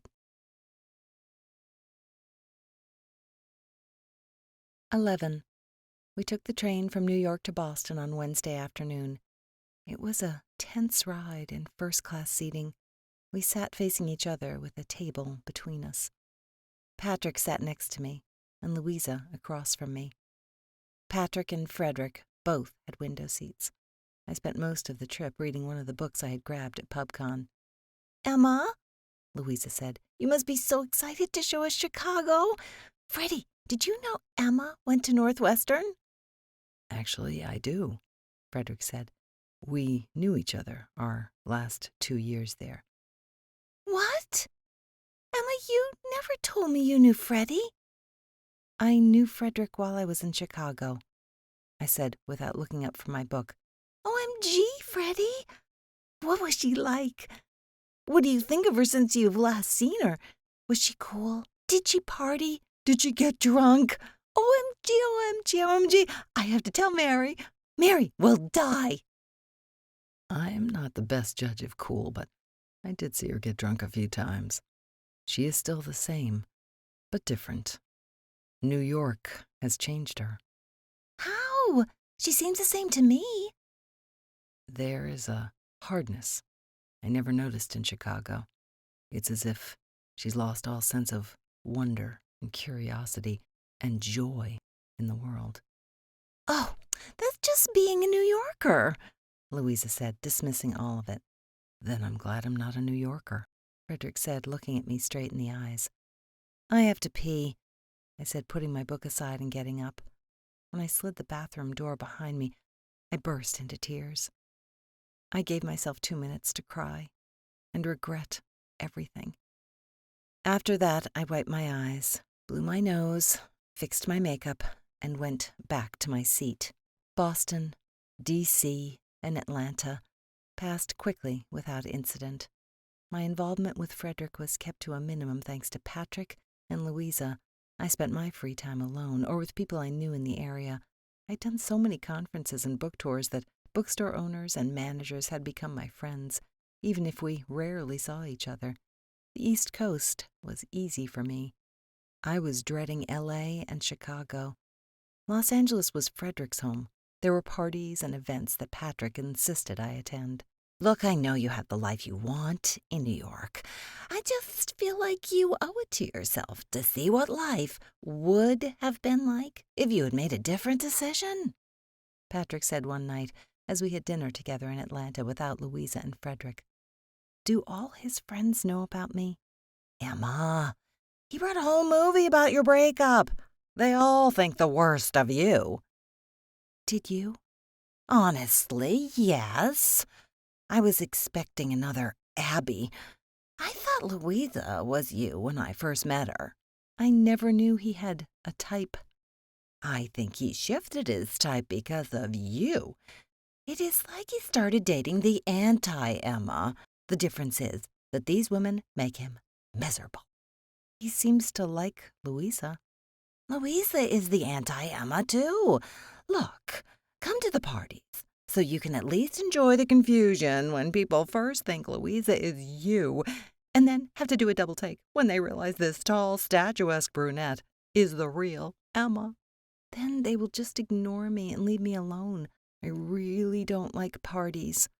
The anchor thing you noticed at the first signing, it was something we did for each other. Book signings are where I am very comfortable.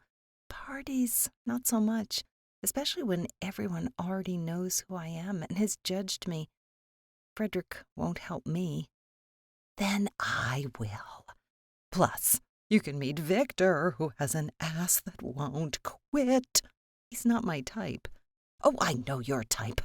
Taller than you, a dork, who would rather be naked than in a tux, and no ass. He really looked good in that tux. Yeah, I noticed you fixed his tie. Here's the secret. I saved it for you. I could have fixed it if I wanted. I thought to myself, Emma needs one little moment of happiness to get her through this tour. Happiness would be not being on the tour, I said quietly. Emma, I figured you out the moment I met you. This tour is probably going to be the best thing that has ever happened to you. Trust me, next year you will call me and tell me exactly that. Come to the parties. If Fredrick won't anchor you, then I will. Now that I know you need it, I know what to do. I smiled at him. Again, I was fighting back the tears. After dinner, as we walked through downtown Atlanta, Patrick stopped and wrapped his arms around me. I couldn't fight it any more, and I cried in the arms of a man I barely knew. He didn't say anything. He just let me cry. 12. I sat on the aisle next to Louisa during the flight to L.A. Thankfully, we were in first class and the drinks were free. I debated getting drunk on the flight. We should go to the beach one day, just you and me, Louisa said. Maybe, I said between sips of wine. What about tomorrow? Well, they're doing the morning shows. We can get suntans before we get to Cape Cod. Everyone will be so jealous of our pre-vacation tans. Mary will demand to know why we left her behind. Then she'll complain for hours and we'll giggle because we won again. It's not hard to make Mary jealous. We don't have to go out of our way to do so. Anyway, I have an appointment tomorrow morning. What appointment? Patrick asked, sitting up and leaning into the aisle. It's just with a friend who started his own publishing company in L.A. He wants me to come by and see what he's done in the 2 years since they started. A job interview? Patrick asked. No, I mean, yeah, sort of. Technically, he keeps offering me a job. But I can't leave New York. So you go to the interview, you lead him on, tease him a bit, and then say no when he offers you a job. Fredrick said from his seat. No, this is the first time I've ever come out. He was at PubCon and insisted I stop by when he heard I was going to be in Los Angeles. He refused to take no for an answer. I stopped talking about it at this point because I was getting angry. Is it Ted? Your dad is always complaining about Ted, the publisher in L.A. Yes, it's Ted. Ted was my father's protege. When my father retired, he packed up and moved to Los Angeles. Ted thinks the West Coast needs more major publishers. He swears he needs me because authors will follow me to any publisher. Move it. I have to go to the bathroom, Fredrick said to Patrick. As Fredrick got up and walked away, I could see the back of his neck getting redder. What's up with him? Louisa asked. I think Fredrick had some type of epiphany. You know these creature types. Inspiration can come at any moment, Patrick said. He looked mad. Patrick said nothing as he turned and looked at me. I knew why Fredrick Wentworth was angry, and it was my fault. While Fredrick was in the bathroom, we all switched seats. I took the window seat, and Patrick took my seat, putting Louisa happily next to Fredrick. I put on my headphones and closed my eyes. I was pretending to be asleep before Fredrick got back to his seat. I packed a lot of sundresses for our downtime in L.A. It was the middle of June, and the sun was blazing in the sky. Louisa and I stayed at a hotel while Patrick and Fredrick both went to their respective homes. I had to keep reminding myself that I only had to get through a week in L.A. and 3 days in Chicago. Yes, these would be the 2 most difficult stops on the tour. Once we got back to New York, I would be done and off to Cape Cod. After that, everything would get back to normal. It was early afternoon when we landed in L.A., so Louisa and I played tourist together. Patrick called and insisted we come to his home for a Fredrick-free dinner. Bring a bathing suit. I know you packed one, Patrick said. Louisa was excited to go, even if Fredrick wasn't going to be there. Dinner was fantastic, and Victor was everything Patrick had promised. We got drunk, swam in the pool, and I felt like this was the first relaxing night I had in months. Nobody mentioned Fredrick Wentworth or books. We talked about nothing and everything. Played Cards Against Humanity. Patrick and I were declared the worst people in the world, and Louisa got to flirt with Seth, one of their friends. Seth was an actor I had seen, often playing the Asian friend in movies. He was half Korean with jet black hair and green eyes. He had just become the next hot thing when he was cast as one of the lead actors in Fredrick's newest sitcom project. The show was already getting a ton of positive buzz for its diversity and lack of stereotypical characterizations. I think I like you more than I like Fredrick, Patrick said as we lounged next to the pool in the dark. We were very drunk. Thank you, I said. I'm serious. No, so am I. Why did you turn down the proposal? So many reasons. No, you are a checklist type of woman. You had pros and cons. I have figured you out already. What were the cons? They obviously won. No publishing companies out here. That's not true anymore. My family is all in NYC. From what Louisa says, they don't deserve you. You're a saint, and they're the sinners. These are lame cons. They weren't the deciding reasons. They were the whipped cream and cherry on top of the big one. Please tell me. In the end, I didn't know if I loved him enough to give up everything I wanted, to move to a place where I had nobody and nothing. I firmly believed, at 22, that I wasn't strong enough, and our feelings weren't strong enough for me to give up my career, leave my friends and family behind, and follow him. I honestly thought I would grow to resent him and stop loving him. He didn't agree, I assume. It all seemed easy to him. His friends would obviously be my friends. His family would be my family. I could just go to New York when I was needed. He was so positive, but it was easy for him. He had everything here. I could no more ask him to move to New York for me than agree to move to L.A. for him. Was it the right decision? If you asked me that question last month, I would have said yes. Now, I didn't say anything for a few moments. He doesn't feel the same, so it doesn't matter. Louisa is the type of woman he wants to be with, not me. I just make him angry. You two are so oblivious, Patrick said with a laugh. What does that mean? Nothing. 13. I was bored during the day in L.A. There was no time to dedicate to being a tourist, but no place I had to be. I spent time poolside at the hotel reading manuscripts from PubCon and answering emails. For the first time in weeks, I was alone and didn't like it. Patrick and Fredrick would just go to events when they were needed and leave when it was over. Louisa was completely infatuated with Seth and spent her free time with him. I was exhausted, but every night I was picked up by Patrick and Victor and taken to another party in honor of Fredrick and the book. We would get to the party. Fredrick would already be there. He would be drunk, or maybe high, and he would brood. Patrick would take me around and introduce me to people. I heard the same things over and over as people realized who I was. You're just not his type. That blonde girl with Seth is much more Fredrick's type. You're nothing like he wrote you in the movie. Fuck me, you're hot. That last one was from one of the biggest douchebags in all of Hollywood. He didn't even remember that when he was trying to get a terrible memoir published a few years ago.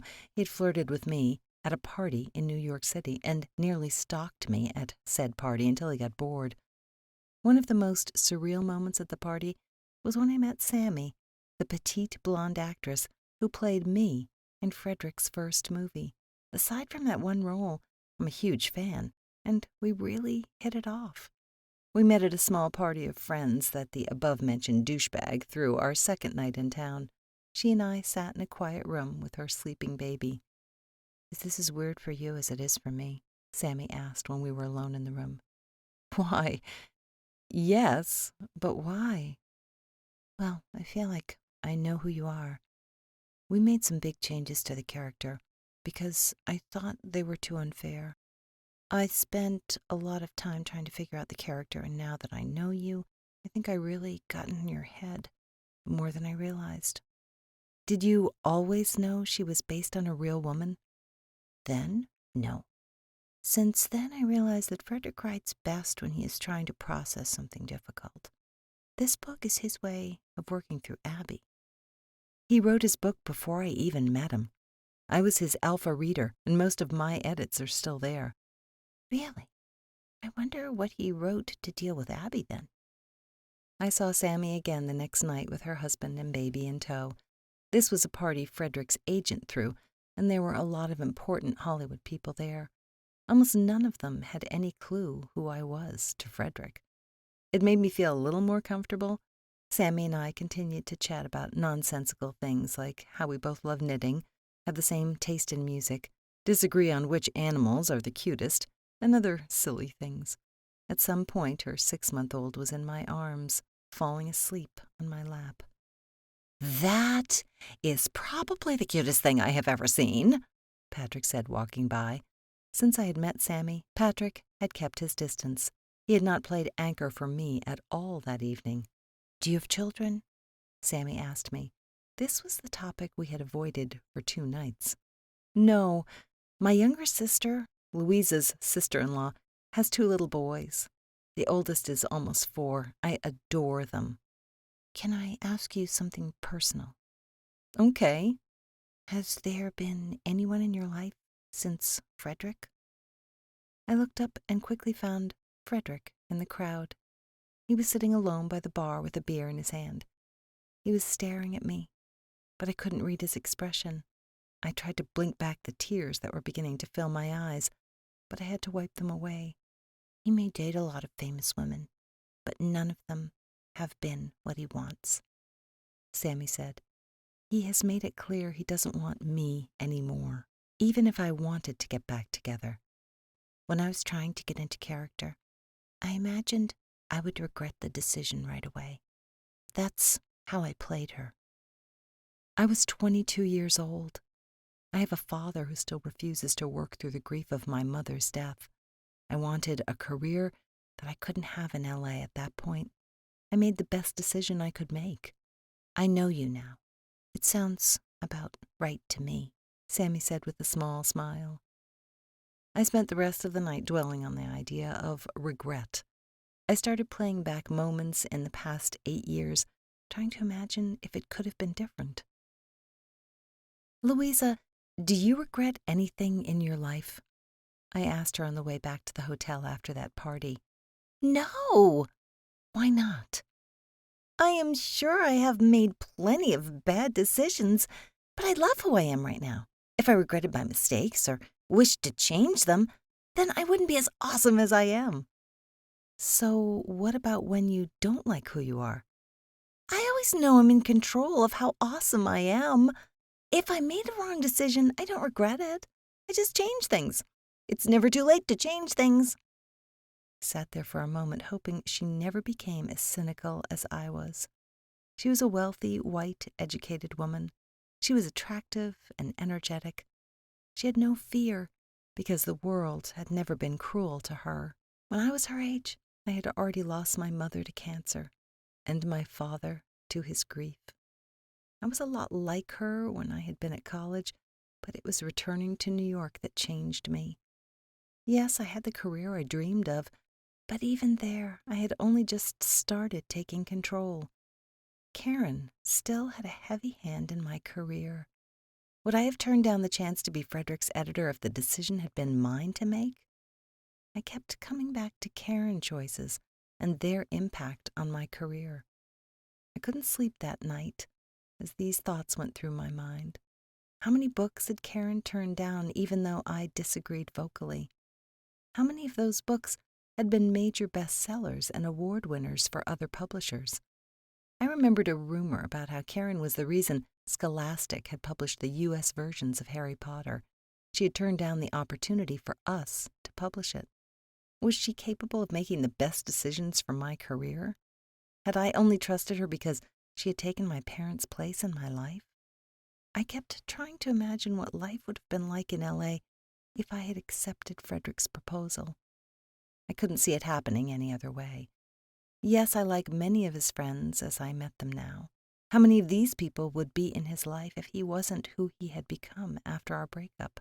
Would I hate being so far away from Mary and her family?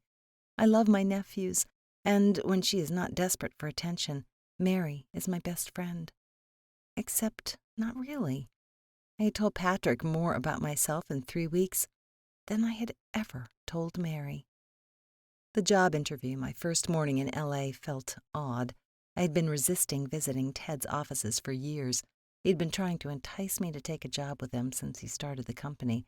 Walking into his offices that morning made me feel like I was just using him to get away from Fredrick. "Emma!" Ted gave me a huge hug and squeezed me tight. This was the man who had watched me grow up. He had a love-hate relationship with my father, but it had made them a powerhouse team. He took me on a tour of his small suite of offices and introduced me to his staff. He showed me the books they had been publishing. The space was small and bustling. Walls were covered in bookshelves, and all shelves filled with books. People's cubicles were piled high with manuscripts, and posters of cover artwork leaned against the walls. They were struggling to find quality books to publish, but they were clearly getting plenty of submissions. None of his editors had any solid contacts. They were limited to manuscripts sent to them. In most publishing companies, submissions are 90% crap. They were not cultivating relationships and selling their niche of catering to a West Coast writer. After our tour, we went back to his office, and he closed the door behind him. "I'm really glad I finally got you to come out here. I'm going to be honest with you, Emma. I need you here. You need to come out here and work with me." The small office he was using was much like the rest of the office. His desk and chairs were the ones he had taken from the imprint offices in New York when he moved out here. There were stacks of books scattered all over the office, most of them from his days in New York with my father. I wouldn't bring any authors with me, Ted. I don't know how I could help you. I felt a little guilty about allowing Ted to think I was taking this interview seriously. I knew I could help him if I wanted to accept his offer. Even if I couldn't bring authors with me, I had enough contacts to bring good ones into this company. I'll address that in a second. But let me tell you what I see happening. Publishing has always been based in New York. This is not going to change. What is happening is smaller publishers are cropping up outside of New York. How many independent and small publishers showed up at PubCon this year? The number seems to be growing. Right. But they rarely give books away to people. Maybe they will give 2 or 3 books away in limited numbers. They can't compete with the big guys because of the expense just going to PubCon. After what happened with the last day when the public attended, the chatter has been for the smaller publishers to skip PubCon. There is no way we could have stayed to give copies away to the public, on top of the industry insiders. We aren't there yet. The PubCon organizers wanted something more like a San Diego Comic-Con. It was done without proper planning. I know what happened to Christie, and I hope she gets a shit ton of money from them. I am sure they will learn from their mistake. Well, a few of us smaller publishers have been talking. The bigger cities are doing more annual book fairs, like Miami has done for years. If PubCon basically becomes BookCon, then why can't we do that in different cities? Why not another coast? New York does a Comic-Con that gets almost as many people as San Diego, but it doesn't diminish how large San Diego's is. What if we could pull in the tiny graphic novel publishers, all the special presses out here, and maybe even get the big New York City companies to attend? Think of all those who don't go to PubCon because of the travel. Librarians, bloggers, bookstore owners, celebrities who want to write books, and more. His energy was infectious, but I forced myself to think clearly about this. That's a great vision, but I can't help with that. I need you here. I need your help with the authors we have. Plus, I hear the rumors. People will follow you. Not a lot, and not the big names. I know what people are saying. Authors who want to work with you are insisting their agents write details in their contracts that allow them to follow you if you leave for a new publishing house. It's not something I have ever heard of people doing before. I talked to Tom, and he told me, if you come here, so will he. People love you. Then there's something I heard about this book tour you're on. I know you were here because Christie got hurt. But there is a rumor you secretly edited Fredrick's novel. Do you not know this? I was shocked, and I'm sure Ted could tell. First, I said, only like 2 authors have asked for that contract detail. It's not an epidemic, and those contracts have been signed recently. There has been no investment in those books yet. Don't count on that as a way to build your company around me. I have 15 other authors who don't have that in a contract. I took a breath. Second, and as far as Fredrick's novel goes, I happened to edit it years ago when we were at Northwestern together. We knew each other. I was editing that literary journal, and he asked me to read it. How does anyone know that? People in the industry recognize your style. I read the book, and I saw your fingerprints on it. I thought back to Christie's interactions with me at PubCon. I hadn't even recognized her snippy and territorial behavior at the time. I hadn't even registered it. Karen may be telling people. She doesn't want to lose you, and I don't blame her. I bet she's keeping contracts away from you, unless you can't avoid it. Here you are, an editor, running the book tour for a man you rejected 8 years ago. How do you know that I rejected him? I abruptly interjected. Your father told me. I was surprised anything about Fredrick had registered for my father. Why did you agree to the tour? I was told I had no choice. No, Karen had no choice. She's cost them some big titles and is on thin ice with the executives. Everyone knows this. She's keeping you close to cover her ass. You shouldn't be going on tours. You should be working directly with authors and overseeing publications. You should be leading a team of editors. You should be running your father's imprint already. Well, I have started doing some of that this year. Probably because a lot of authors are walking away and she refuses to let them work with you. You make it sound like she is deliberately holding me back. I must have looked angry and defensive. Oh, dear girl, no. I am sorry. I didn't mean it like that. She can't let you go because of your mother. She really thinks she's doing the best thing for you.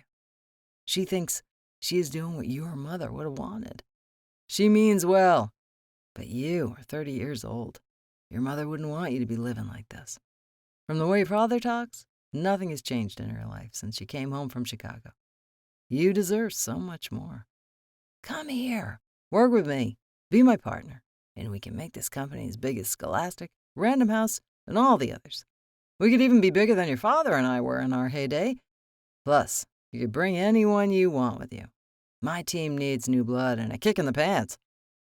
I couldn't say yes. There was too much information I needed to process, and I still wasn't ready to do that. This tour was taking all my energy, and it was such a success that I didn't want to distract myself any more than I already was. Our last night in Los Angeles was spent at a small dinner party at Patrick's house. Fredrick was there this time, as were some of his closer friends, specifically those who had gotten along with me. Dinner was enjoyable, but I was anxious to just get to Chicago and finish the tour. After Chicago, we would go home, and I would be done. Christy and I had been having Skype meetings periodically, and she was ready to take on the last leg of the tour. Patrick pulled me aside after dinner to talk about Chicago. "I'm not going," he said when I asked him what he knew of the morning shows. "Not going to the morning shows? Louisa did a good job here, so I'm sure she can take over. She could do a book tour in her sleep now." "No, sweetie. I am not going to Chicago. I was never going back to New York anyway. And you and Fredrick are doing fine. Louisa can take on the morning shows, so you can focus on the bookstores and parties. Everything is smooth sailing from here on out." "There are no parties in Chicago." "Perfect. Why aren't you coming? You're the only thing keeping me sane." "I have a couple of reasons. First, I need to get back to other clients. Second, I love my bed so much and I don't like hotel rooms. Third, I think you and Fredrick need to have some insanity. My presence has allowed the two of you to just avoid each other. Louisa can do what I've been doing. There are too many of us trying to do the job that only one of us needs to do, so I'm stepping out." I could feel the panic filling my mind. "Fredrick doesn't want me around. I don't want to be around. And you've kept us from killing each other.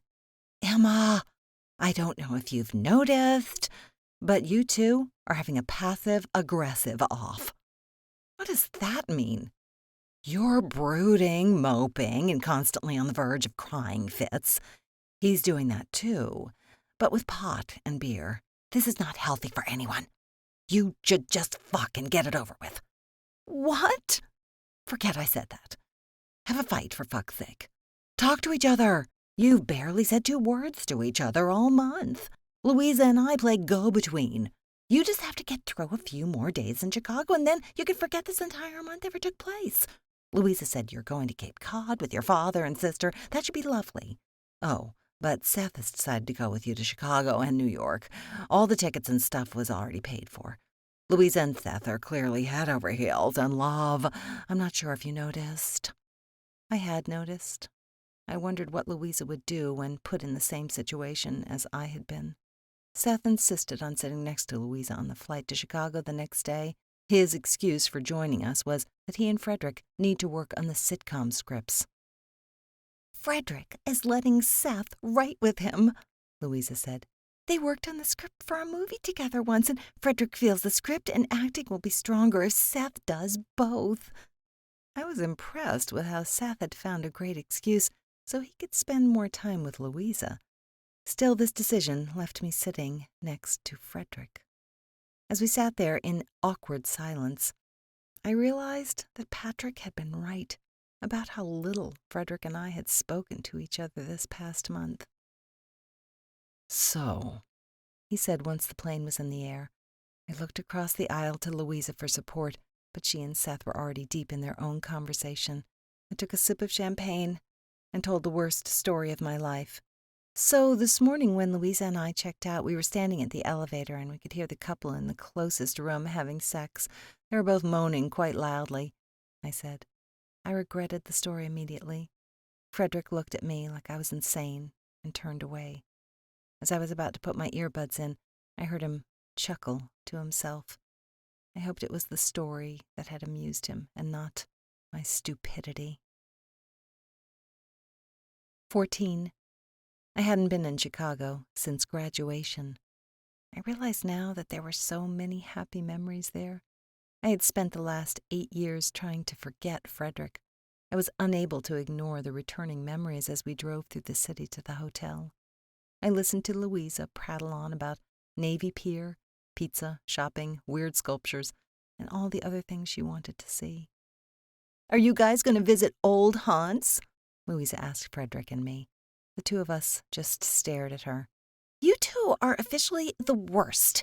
Here we are in a city you both spent 4 years in. Who better to suggest good restaurants and things to do? The two of you exist on separate planes of existence where you don't even realize the other is there. Emma, have you met Freddie? Freddie, have you met Emma?"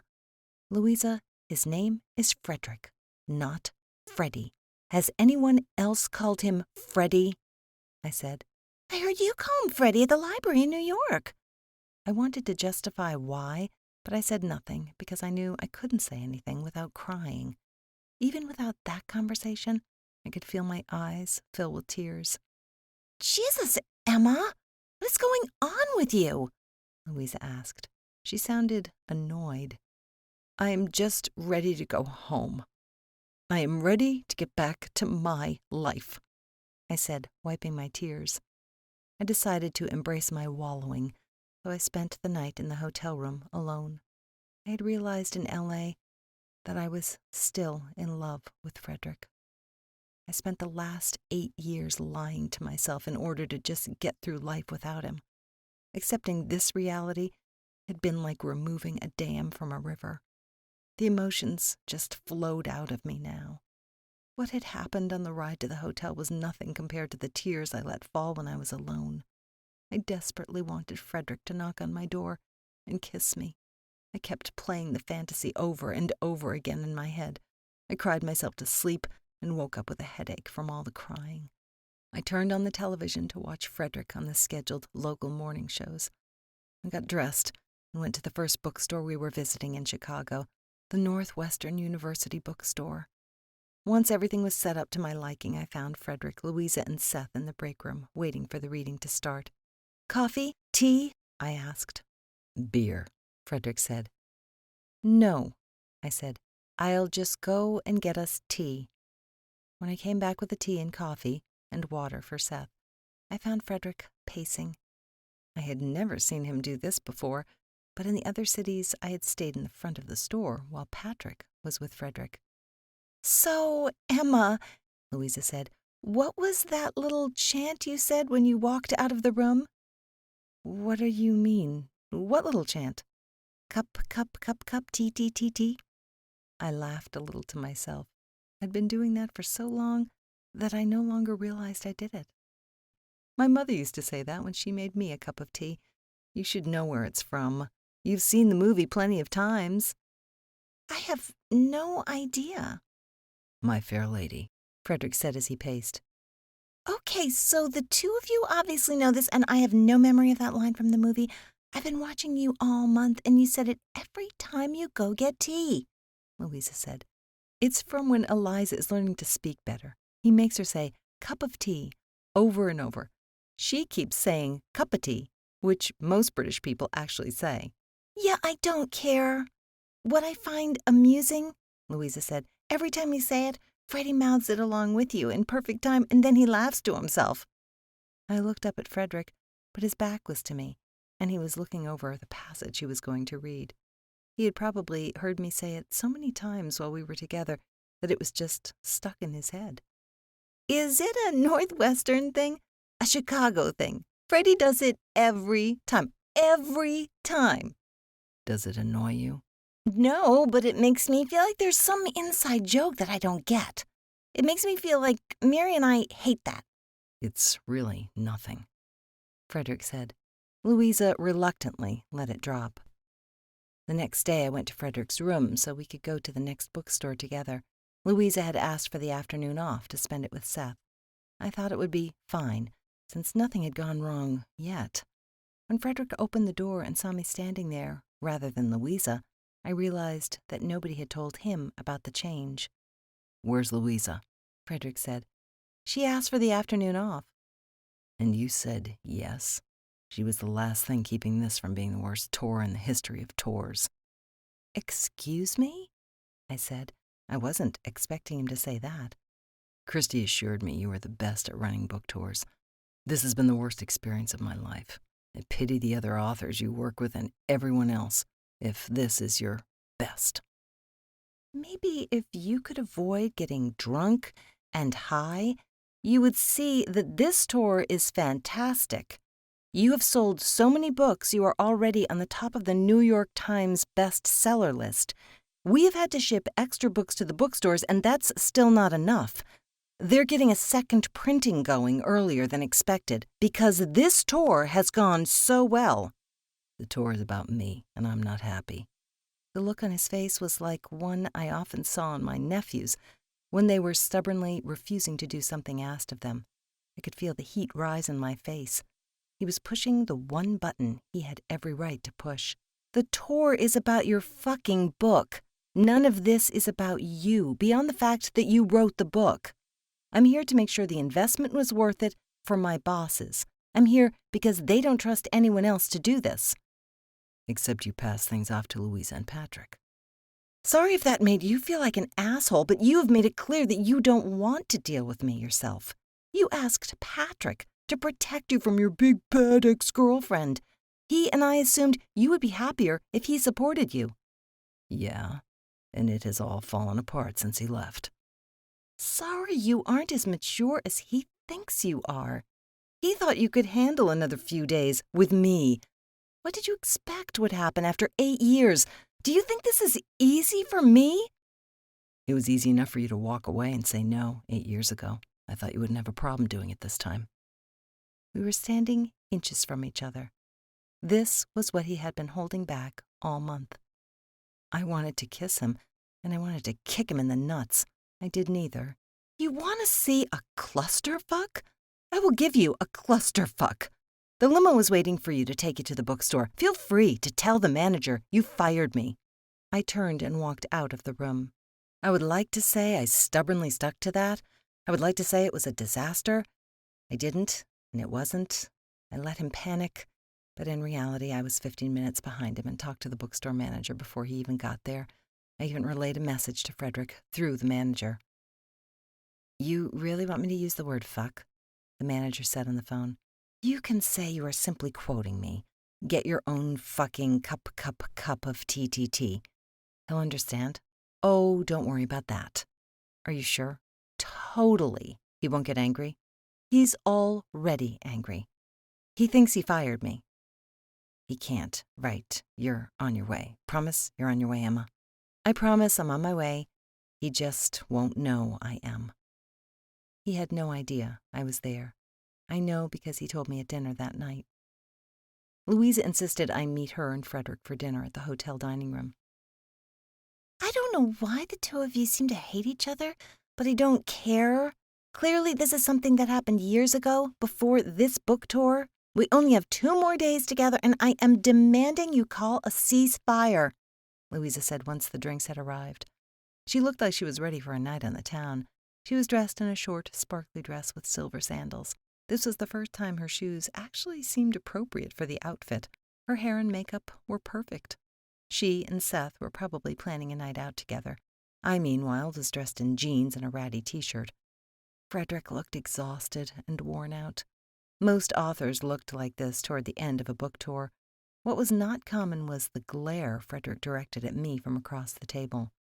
"She left me alone at the bookstore," Fredrick said. "You fired me." "I got your message. I can get my own fucking glass of scotch, too." "Well, you're 30 years old. I should hope so." "I did my own reading, too. and it was the best one of this whole tour. You idiot. I was there. Huh, I thought I saw you in the back. You don't get it. This is not about you. It's about the book. You can't fire me any more than I could say no when I was told to do this tour. Enough, Louisa said. For the last month, the two of you can't be bothered to say anything to each other. Now you're fighting like you have been married as long as my parents. This was the comment that shut me up and returned me to a state of near tears. Louisa decided she would manage the last day in Chicago. She may not have understood why, but she knew I needed the break. I spent the next day sleeping late and getting a massage at the hotel. I felt much better that evening. Louisa refused to let me spend the last night alone in my room. After dinner, the four of us went on a walk around Navy Pier. It was a rainy and windy night, but Louisa was in a really good mood. The day had gone very well without me there. "You can call yourself the Princess of Book Tours," I said after she told me about the bookstore signing. "Someday I will take the title of Queen from you." "You can have it," I said with a sigh. "I'm done doing anything related to book tours." "I thought you loved them." "No, I'm just really good at running them. They exhaust me. They're perfect to do when you're young." "Emma, you're not dead. You're 30. Mary would die to go on a tour. I bet even Elizabeth would." "Elizabeth would never come. It would be work, and we both know Elizabeth is allergic to work." Fredrick and I had gone back to ignoring each other. We walked around for a few hours, letting the rain fall on us. Louisa wanted to be on the water, next to the water, or near the water. She wanted to enjoy her last night in Chicago with her favorite people. Fredrick kept up with Louisa, but Seth lingered behind with me. "I think I'm in love with her," Seth confessed after a while. "With Louisa? What you can see is what you get. If you know you love her like this, then you probably are." "Did you know that I came to Chicago so I could spend time with her? In L.A., she didn't seem this absorbed with Fredrick. I am worried and don't know what to do." "I wish I could tell you where her heart lies, but I'm too self-absorbed right now." "I haven't told her why you and Fredrick are so angry with each other. She's really frustrated with the two of you and a bit angry that I won't talk about it." "Patrick told me you came to spend time with her. If she doesn't know that, what have you been telling her? Why does she think you came with us?" "Oh, she thinks I'm here to work on scripts with Fredrick. I mean, we are working, but I don't really care that much about the show anymore. When she and I go out together, we have a great time. I think we are connecting. I would leave L.A. and move to New York to be with her. Then Frederick's around and she's completely focused on him." The conversation ended when we heard Louisa scream and the thunk of her head hitting the ground. Fredrick said she had been dancing along a low stone wall. He was trying to get her down, but she was being stubborn and insisted she was capable of walking on her own. She had no idea how windy it gets in Chicago, and I'm sure she was a little drunk. There had been a lot of wine at dinner. The combination of wet stones, an impaired mind, and a burst of strong wind hit her at the wrong moment. She lost her footing and fell. She wasn't responding, and I refused to let anyone move her. I was afraid she had injured her back. The ambulance was there in less than a minute after I called them. Fredrick and Seth fought over who would ride with her. While they fought, I got in back of the ambulance and yelled the name of the hospital to the men. "Follow us," I said before the paramedic closed the doors and drove off. I was on the phone to the Musgroves as we drove to the hospital. They insisted they would be there in a few hours. I called Karen at home and told her what happened. Technically, we were on work time even though we weren't working. I didn't know if there would be legal action, but I wanted to cover my bases. She told me to have everyone write down what happened and email their contents to her. She would deal with it in the morning. At the hospital, I was told to sit in the waiting room. While I waited, I typed out my account on my iPad. I told Fredrick to do the same and then had Seth write his before I emailed them all to Karen.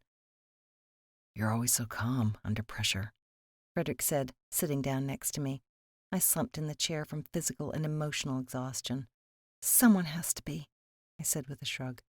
"You knew exactly what to do."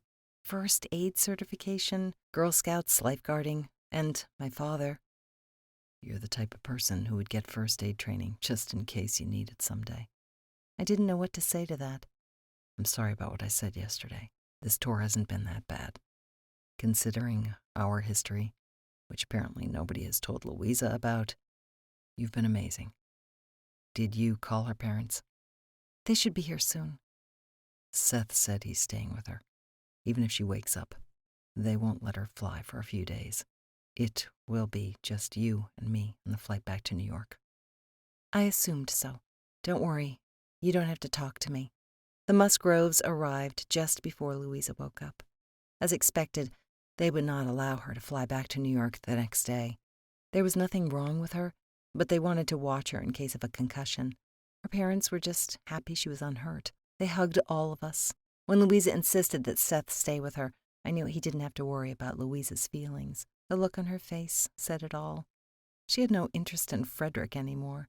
She was just as in love with Seth as he was with her. The Musgroves saw it too, and were happy to include Seth in their plans. Fredrick and I were left on our own to fly back to New York. We were too exhausted to fight anymore. I fell asleep as soon as the plane took off and didn't wake up until it landed. When we arrived at Fredrick's New York hotel, Christy was there to greet us. Thank you for everything these past few weeks, Fredrick said before I left. I think I said, "You're welcome." I spent my first night home in bed, crying. I allowed myself to release all the emotion I had denied myself for 8 years and 1 month. I called in sick to work the next day and tried to return to my normal life. I looked around my apartment, and nothing seemed right. I pulled out boxes of pictures from my 4 years in Chicago, looking at the pictures, the knickknacks, the love letters. Just made me cry even more. I couldn't just put these old things into my current life.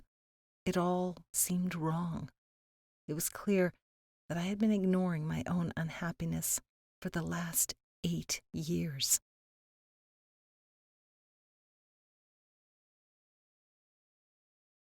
"15.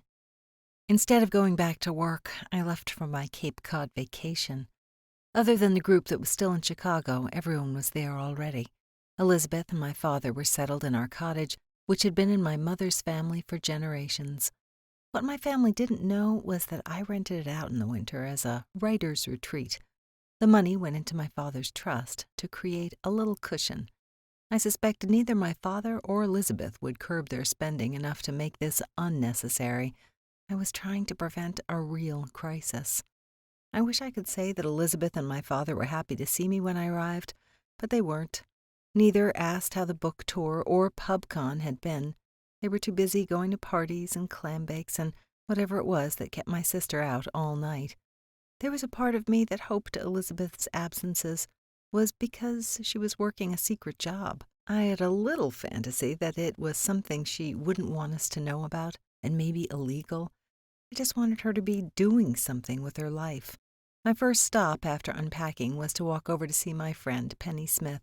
Penny had gone to Northwestern with me and knew Fredrick. She had spent plenty of time with him in the 2 years he and I had dated. Penny now lived in a small apartment away from the beach, behind an ice cream shop.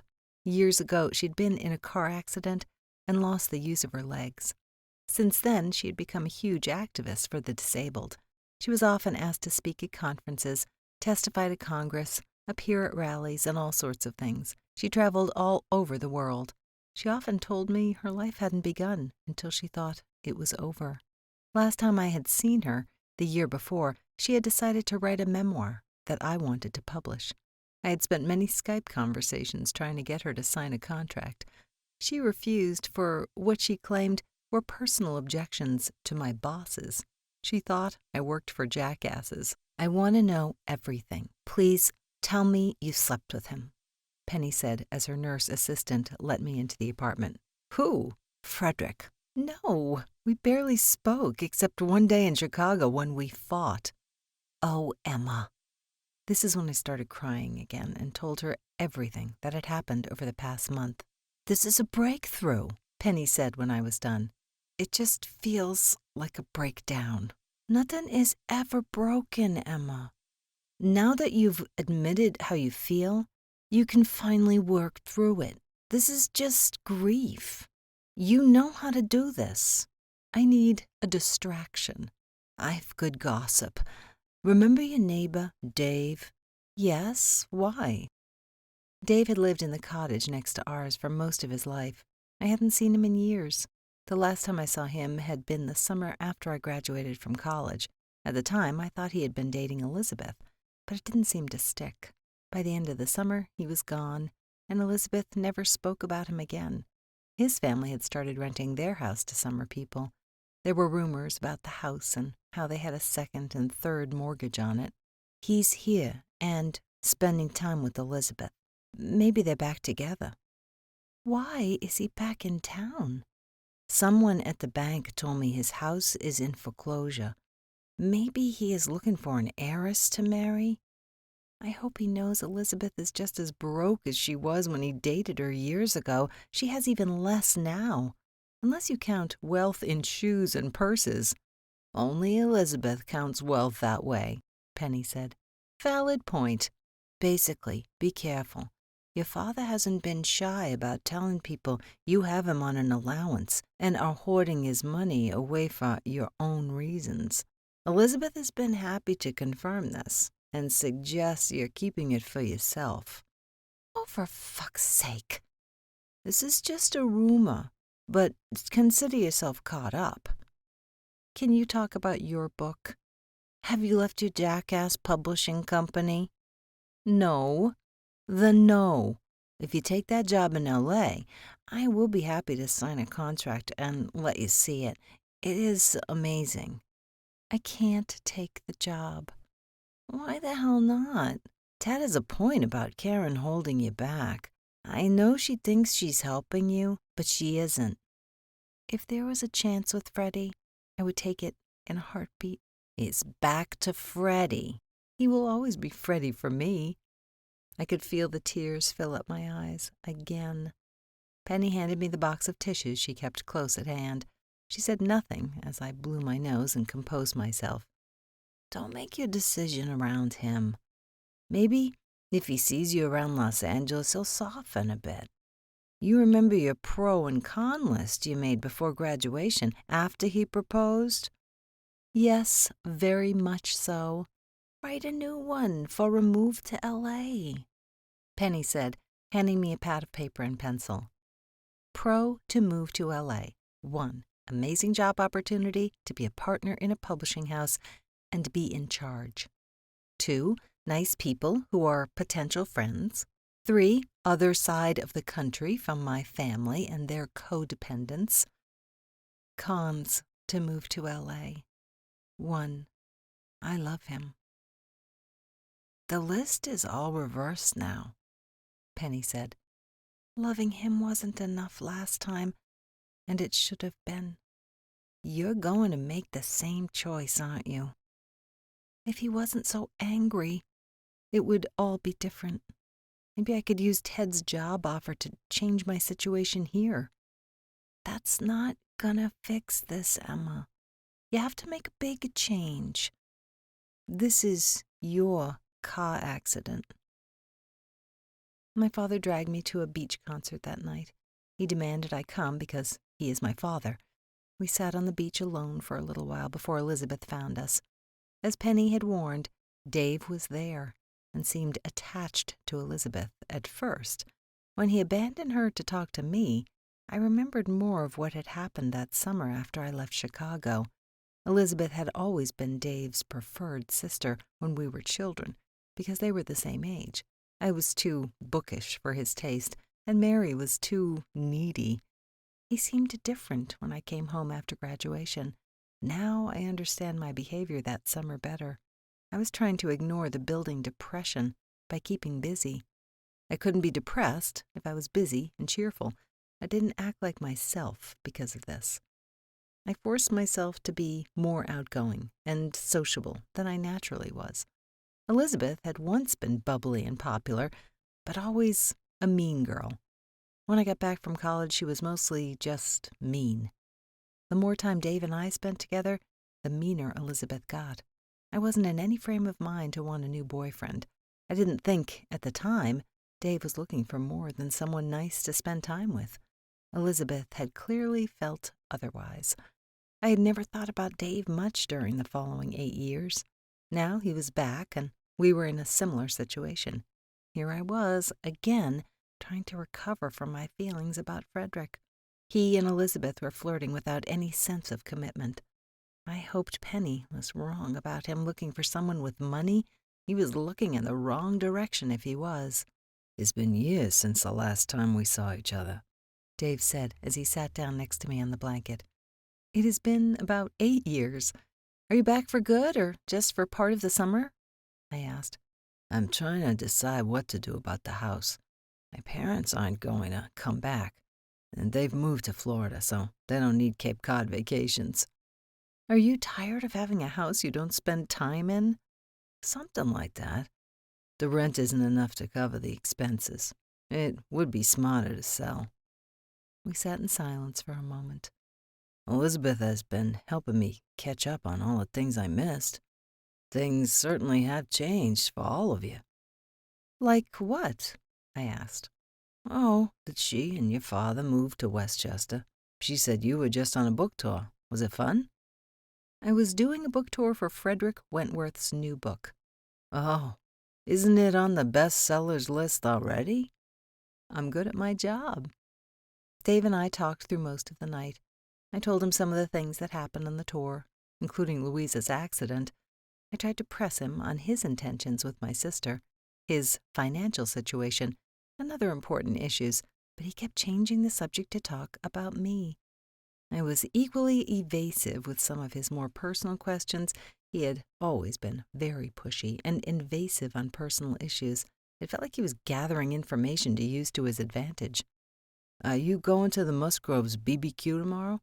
Dave asked before we left the beach. It's a tradition. They are coming back from Chicago tonight. Louisa must be fine if they let her leave the city and come home. Knowing Louisa, it will be like nothing ever happened. If she wants something, the world tends to bend to her will. I was right. Louisa had made a fast and full recovery. I was happy to see Seth when I got to the house the next night. He had been invited to spend July with the Musgroves on Cape Cod. "We're getting married," Louisa said to me in private. She pulled out a Tiffany blue ring box and showed off a very large and pretty diamond engagement ring. That was fast. Shh, he is officially proposing tonight. He said when I got hurt, he just knew he didn't want to live without me. It will take at least a year to plan the wedding, but I knew it the moment I met him. I knew I would marry him someday. I'm sure you let Fredrick down easily. Oh, silly, I was just flirting with him. He knows that. I totally missed the tense she used in that last sentence. If I had paid better attention, I would have been so surprised when I walked out to the deck and found Fredrick sitting there with Tommy, drinking beer and monitoring the grill. 16. I rushed back into the house and out the front door before Fredrick could see me. Well, honestly, I hoped he hadn't seen me. I sat on the front step and caught my breath before I pulled out my phone and began a text conversation with Penny. FW is here at the Musgroves. Why? No clue. Ran away, but he saw me. Emma, I can't do it again. You are a mature adult who can do a damn BBQ. No, I really don't think that's true. You had the fight. He apologized. Move on. Or I could stay in the house and play with the boys. Or you could go throw him on a bed and fuck his brains out. Couldn't help chuckling at Penny's text. Or I could go play with my nephews. I say sex. Update later. Playing with toddlers. That's exactly what I did. I grabbed a beer, found my nephews, and played with them. Thing 1, TJ, and Thing 2, Nathan, were born with 10 months between them. My sister swore she knew she could get pregnant. She just thought the chances were unlikely. They had struggled to get pregnant the first time. That's when the time is best for life to laugh at you," Karen had said when Mary got pregnant a month after Thing 1 was born. I agreed, but I adore both boys so much that I never even remind my sister that she's reckless. They're toddler boys with limited vocabulary and more energy than anyone knows what to do with. I got lucky and found them playing with their trucks when I got into the playroom. I got about 20 minutes of good playtime in before Seth came down to the playroom with Fredrick in tow. Neither child seemed very interested in the two men they didn't know. I was lying on my stomach making fire truck noises with Thing 2. My nephews both have their mother's need for constant praise and attention. Give one attention and the other will want it too. Years of dealing with my sister had taught me to handle the boys, but Seth was trying to play with them and was out of his league. As a result, Thing 1 became rather clingy. "Emma, my turn," Thing 1 yelled as he started to climb on my back. "You can wait your turn," I said, trying to pull my nephew off. "No, play with me," Thing 1 demanded. Thing 2, being fully engrossed with fire trucks, ignored his older brother. I kept trying to pull Thing 1 off my back, but he was out of reach no matter which way I turned and moved. He was enjoying the struggle, which turned it into a game of keep-away. "Thomas, let go right now," I demanded. I hated having to resort to his given name. Next would be his full name. "No," Thing 1 said through his giggles. When I felt him let go of me mid-giggle, I looked up to see Fredrick standing over me with Thing 1 in his arms. "Let your aunt take a break. Let's go play on the beach," Fredrick said. Both boys perked up at the idea of playing on the beach. Thing 1 jumped from Fredrick's arms and ran out of the room with Thing 2 at his heels. Seth followed them while Fredrick helped me up. I felt a small shiver run through my body as our hands met. "Thank you," I said. "My pleasure. They love you. It's just that little boys have their own way of showing it," he said before walking out of the room, leaving me alone. By the time I got back up to the patio, Seth, Fredrick, and the boys were gone. I found Dave standing off to the side watching me walk out.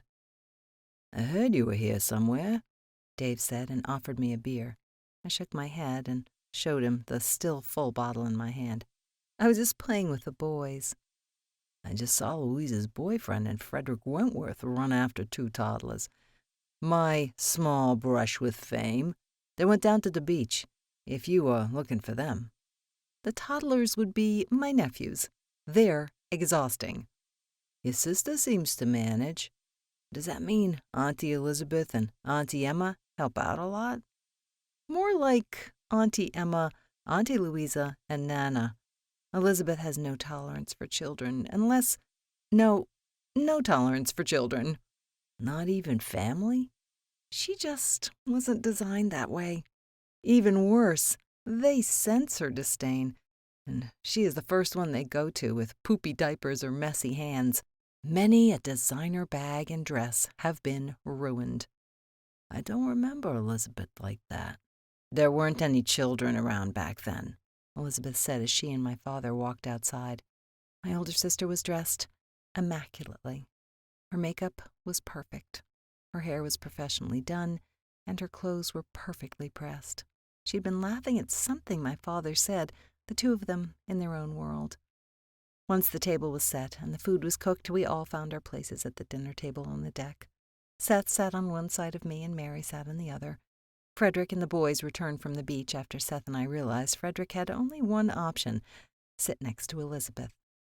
He seemed to like Mary, but Elizabeth was nothing like Mary or me. I was curious about their reactions to each other, and I got what I expected.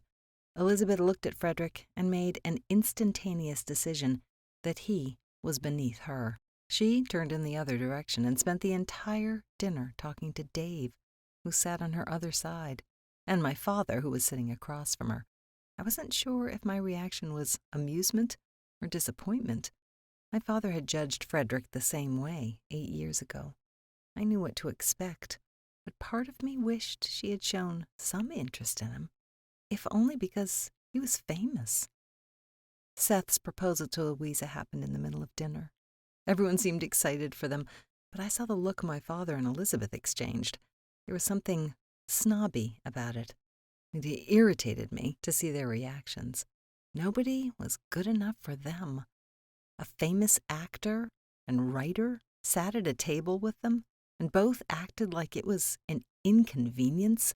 The longer we all spent at the table together, the angrier I got. So tomorrow we are meeting again for the big fireworks production on the beach, right, Walter? Mr. Musgrove said while everyone was eating. Of course we are. It's tradition. Emma is going to the beach tomorrow to put the chairs and blankets out, so we get the best spot. No, I'm not doing that, I said. Everyone stopped eating and looked at me. Even I was surprised by what I had said, but it felt good to say it. Excuse me? My father said. If you want the spot on the beach that will assure you are seen by a Kennedy, then do it yourself. I'm not your slave. You always do it, Elizabeth whined. You're both adults. One of you is actually a parent, and neither of you have jobs. I have work to do. Then, Emma, you're on vacation, Mary said. I am tired of playing servant. I'm going to sit where I want, with the people I want, and I might not even go anyway. Plus, I'm tired of having to be the adult in this family. Nobody ever does anything for me or asks me what I want. Everyone just assumes I'm going to take care of Walter and Elizabeth for the rest of their lives. You would think you're disabled, the way you expect me to do things for you. I actually have a friend who is disabled, and she does more for herself than either of you have ever done. Oh, boo-hoo, you're sad because Mom died. You know what? I miss her too. I am sad she died too. But do you see me falling apart and not getting on with my life?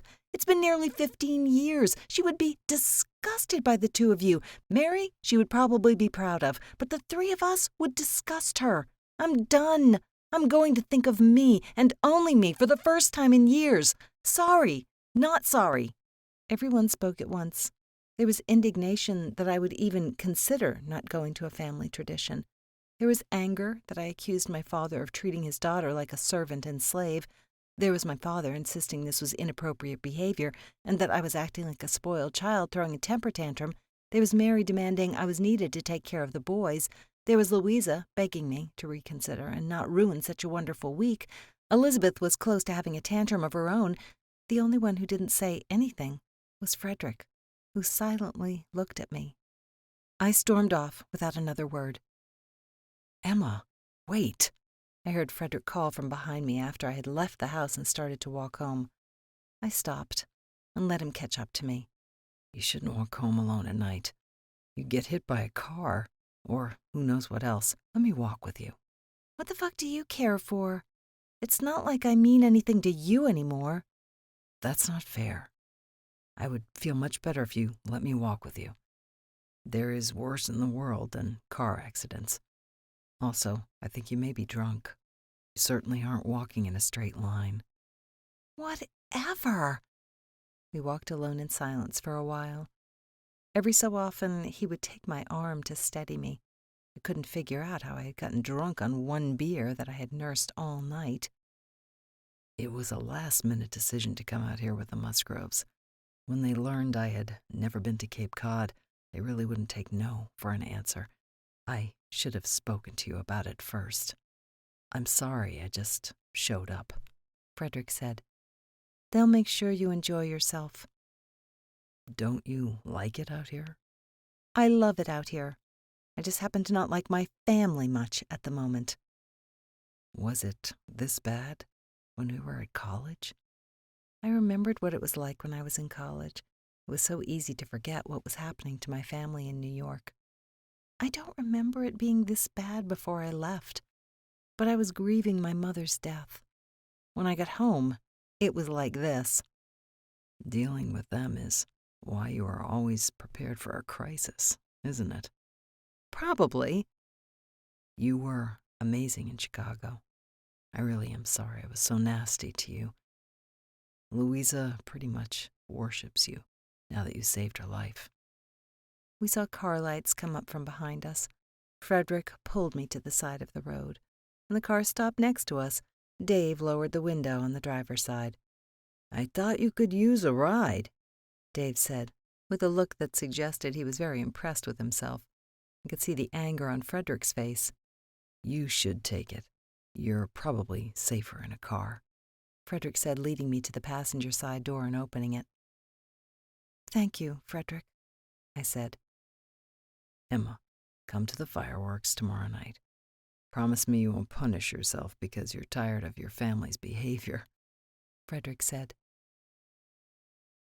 Thing 1 and Thing 2 had been upset after dinner and insisted on sleeping with me.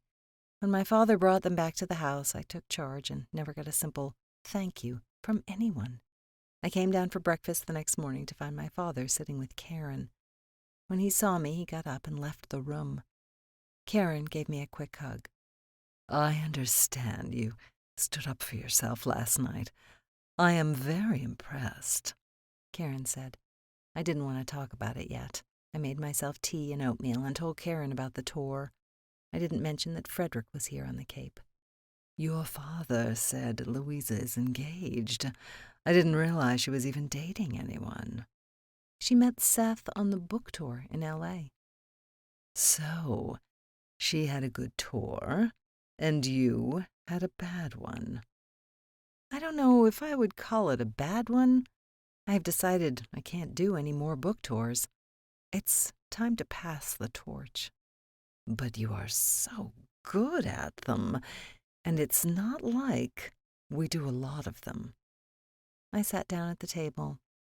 I said, the worst situation, to be very good at something you dislike doing.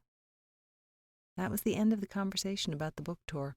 I didn't say anything about my interview and meeting with Ted while I was in L.A. I didn't say anything about my new understandings and epiphany about her situation at work and how I was impacted by it. I knew we were going to have to talk about it eventually, but I just wasn't in the mood. Later that day, Karen and I packed some dinner and walked down to the beach with Thing 1 and Thing 2 in tow. As soon as they saw Mary, they ran to her, demanding food and attention. Fortunately, she was ready to supply both. Fredrick was sitting next to Seth and Louisa and talking quietly. I know Karen saw him, but she ignored him. She prattled on about how lucky we were to get such good spots. Fredrick looked back at me and smiled. "Is this a good spot to get the attention of a Kennedy?" I heard Dave ask from behind me. "Who the hell knows? None of them ever come," I said. "Your father swears someone with the last name Kennedy is coming tonight." "Could be a minor cousin. If Eddie and little Eddie Bouvier-Beale showed up, he would consider that a Kennedy showing up." "Those are the hoarders from the Hamptons, right?" "Yeah, the ones who got a movie out of it. My father can hoard like a champ, so I think they would get along wonderfully." "Isn't one dead?" "Both are dead," I said with a laugh. I walked over to the cooler to find something cold to drink. I found mostly beer. "There's water on the bottom," Fredrick said as he walked over. "Good. Beer now would mean I would be drunk in a heartbeat. It's much too hot," I said and dug deep into the cooler. I looked up to see my father acting like a social butterfly wandering from group to group saying hello to old friends. "Your father seems to be happy," Fredrick said. "He's with his social equals and betters. He's in hog heaven." "You are being very hard on him. I get it with Elizabeth, but your dad? He clearly hasn't gotten over your mother's death. Losing the person you love the most in the world can do odd things to people." "I lost her too, and I managed to act like an adult."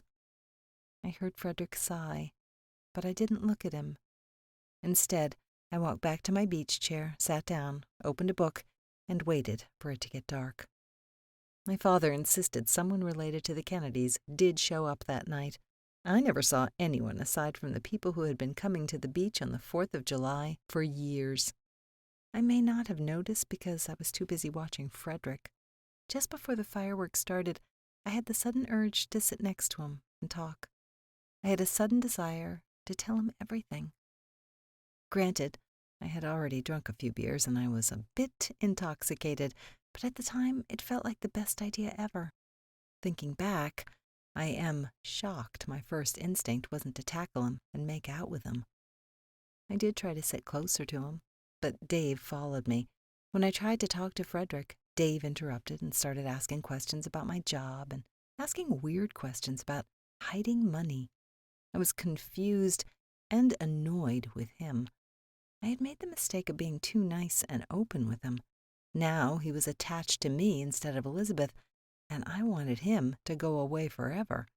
Plus, I didn't know what to make of the questions he was asking. Fredrick left the fireworks early, offering to help Tommy take the boys home when Thing 2 had a meltdown that triggered Thing 1 to join his younger brother. When the show was over, I felt like an idiot. I had momentarily forgotten that Fredrick no longer loved me and no longer wanted me. I had lost his good opinion of me a long time ago, and he had made it clear. Just because he was being nicer to me didn't mean he wanted me around. I felt like a drunk and desperate fool. I was acting toward Fredrick the same way Dave was acting toward me. Later that night, alone in bed and still a bit drunk, I was actually playing my fantasy out in my head a few times. "Tomorrow, you need to take me to the craft store," Louisa said as we packed up our stuff. "Why?" "I need to look at wedding stuff. I need to decide what to make myself and what to buy. I had been on Pinterest, Emma. There are so many cute ideas."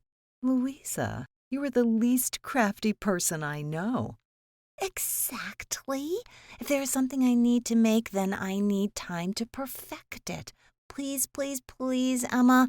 We can go to the fancy yarn shop and maybe also look at dresses. I'll buy you lunch. I promise something good for lunch, too." "Okay. You're driving then." "Great. I'll pick you up at 11. Mary was with Louisa when she arrived. I expected her to tag along. Mary would not want to be left out of any trip that included wedding planning. I pretended to be a bit hungover and wandered around the big craft shop. Louisa and Mary stopped right away at the wedding section. I made my way back to the inexpensive yarn. My coping mechanism has always been yarn. I had the sudden desire to knit the boys' beach blankets and was picking out yarn when I got a text message from Penny. "Are you going to marry Dave?" "What? No." "Oh, thank you, God. I was worried you had lost your head." "Why would you think that?" "The woman who preps my means just came in and told me the whole town is talking." "About what?" "You and Dave, that you are in love." "Where the hell did that come from?" "You were seen on the beach last night." "FFS. FW was right there, too." "What Elizabeth spread this rumor." "Only if she thought she had something to gain." "I thought she wanted him." "She hasn't paid any attention to him." I think he's dangerous." "Agree." "Penny thinks who is dangerous, Emma?" I looked up to see Tommy reading over my shoulder, and he looked concerned. Seth and Fredrick were standing close by. "Nobody. It's nothing." "We were wondering where you disappeared to. We actually argued. Mary insisted you were in the kids section, and I thought maybe the baskets. Fredrick actually suggested we look in the yarn section. After a month together, he clearly discovered your weakness." It really wasn't that difficult to guess. She's always had knitting with her on the tour, even if she never touched it. Fredrick said, "Come on, we're hungry. It's going to be a table for 6 at luncheon. Seth is treating. He's going to learn what it means to be part of this family," Tommy said, leading the group away. Tommy wandered around the store just like his sons. He was easily distracted by something and needed to touch it. Seth and I walked together, moving slowly towards the front of the store. Fredrick brought up the rear, typing on his cell phone. I assumed he was text messaging someone important. "Don't let them intimidate you," I said to Seth. "They're trying to force years of intimidation into a few weeks. I can take it. I only care about what Louisa wants." "What does she want?" "We're debating whether to move to LA or New York. We're both happy to live in either city. We just can't decide." "I thought she was going to take over for me with book tours." She is willing to give that up? We are actually talking about living on both coasts. She wants to try spending most of the year in L.A. and then summer out here. That way she can see her family, but not be around them all the time. She thinks our parents drive Mary and Tommy crazy. Mary may pretend they drive her crazy, but she really loves the attention. I figured that. Your other sister, Elizabeth, she is a real piece of work. You can say it, Seth. Elizabeth is a bitch. Lunch was weird. While Seth and Louisa only had eyes for each other, Mary and Tommy had a fight about their evening plans. My father had invited everyone over for dinner at our house. I wasn't sure how he was going to manage that and who was going to cook. Mary wanted to go to the dinner in case there was someone important there. Tommy wanted a date night away from the family. He had arranged to take the family boat out for a romantic dinner. And, although not said, sex. Fredrick and I both spent lunch looking at our cell phones. I was playing Scrabble. I tried not to pay attention to him, but I thought he was either writing an email or sending text messages. "Emma," Tommy said, "what would you rather do? Go to your father's dinner or go out in the water in a boat and have a romantic dinner?" "Who is going to be at dinner?" I asked. "Everyone," Mary said. "Even Dave will be there." Everyone was looking at me, even Fredrick. Yet again, Penny knew the good gossip before I did. I would rather have an evening on the boat than spend another evening with Dave. Wait, let me clarify. I would rather spend an evening on a bed of broken glass than spend another night with Dave. Louisa and Seth both laughed. "Would you rather redo the entire book tour than spend another night with Dave?" Louisa asked. I turned and looked at Fredrick. He was looking directly in my eyes. Anything would be better than another night with Dave. I had to spend another night with Dave. I also spent another night with Fredrick, so it wasn't the worst night. Seth and Louisa came for a while. Mary and Tommy went for their romantic boat ride. Seth was a very good sport and spent the evening talking with me to help keep Dave away. Fredrick seemed to hover nearby, off and on. He was glued to his cell phone, texting away like crazy. I had never felt so jealous and wondered who could be so important. I wanted to hurt whomever was on the other side of those text messages. "Your parents look very much in love," Seth said, looking at some of the family photos my father kept on display. They were. "The Musgroves think he'll never get over her death."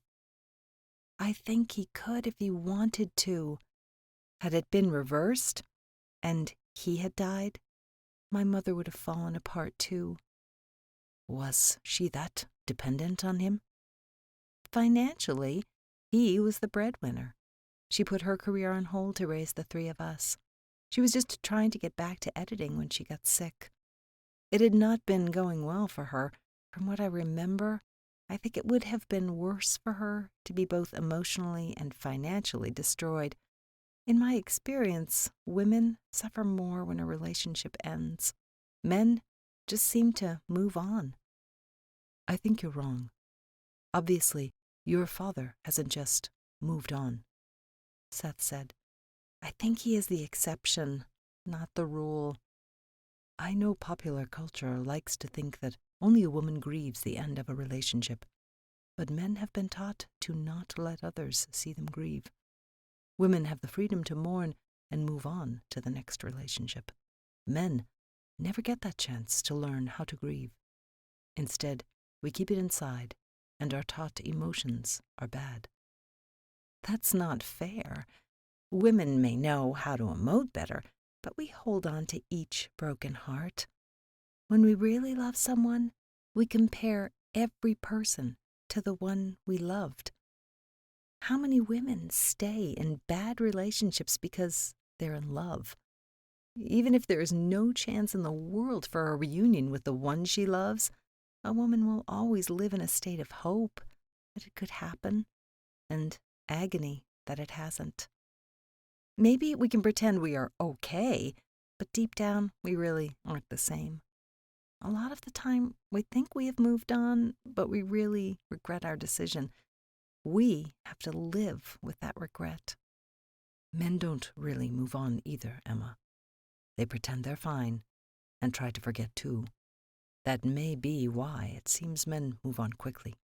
It's a way for them to avoid their emotions. For example, some men find women who are completely different from the one they loved. I imagine some women do the same. An example in that case is a woman who takes the reasons she left a relationship and overachieves at making sure they are accurate. I heard the clatter of a cell phone falling on the floor. I looked over to see Fredrick sitting close by and realized he had heard the entire conversation. Seth didn't even glance over at Fredrick. Clearly, Seth had known Fredrick had been sitting right there. So, what about you, Emma? Did you experience your emotions so you could move on, or did you avoid them? Seth asked. I think I did a little bit of both. Now I live in a state of hope and agony, constantly, I said with a smile, and got up. I left the house and hid outside with a few beers until I heard cars leaving.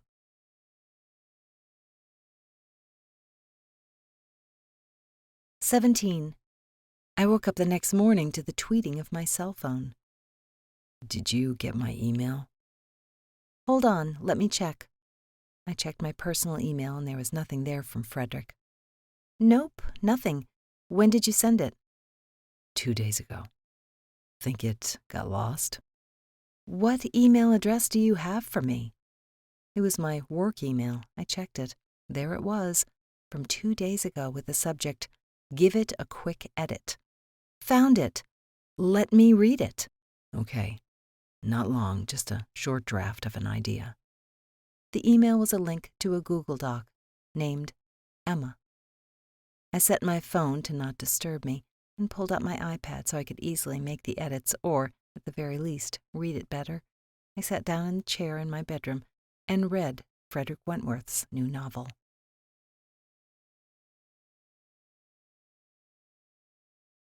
"18. Emma. I knew I would see her in New York. I had been told she would be there. Everyone working on my book talked about her like she was a publishing goddess. She knew how to organize amazing book tours. She was the queen of book tours. She could pick award winners and bestsellers after reading a few pages. If she had edited Twilight, it would have actually been a good book, or not have been published. She left me to have this. I had always thought she had made the wrong decision, but listening to Christy and her team made me reconsider. Maybe she had made the right choice. I wondered if she ever thought of me. There wasn't a day that went by that she wasn't in my thoughts. Every single woman I dated after her was an attempt to forget her. My friends, none of whom had ever and would ever meet her, think she's the devil. To be fair, when I wrote a movie about how I tried to get over our breakup, I lied a lot. Not just about her, but about the fact that I got over it. I demonized her so I could forget her. It never worked. Patrick helped me pack for the tour. I was going to be away for a month promoting this book, and he would join me after this publishing convention.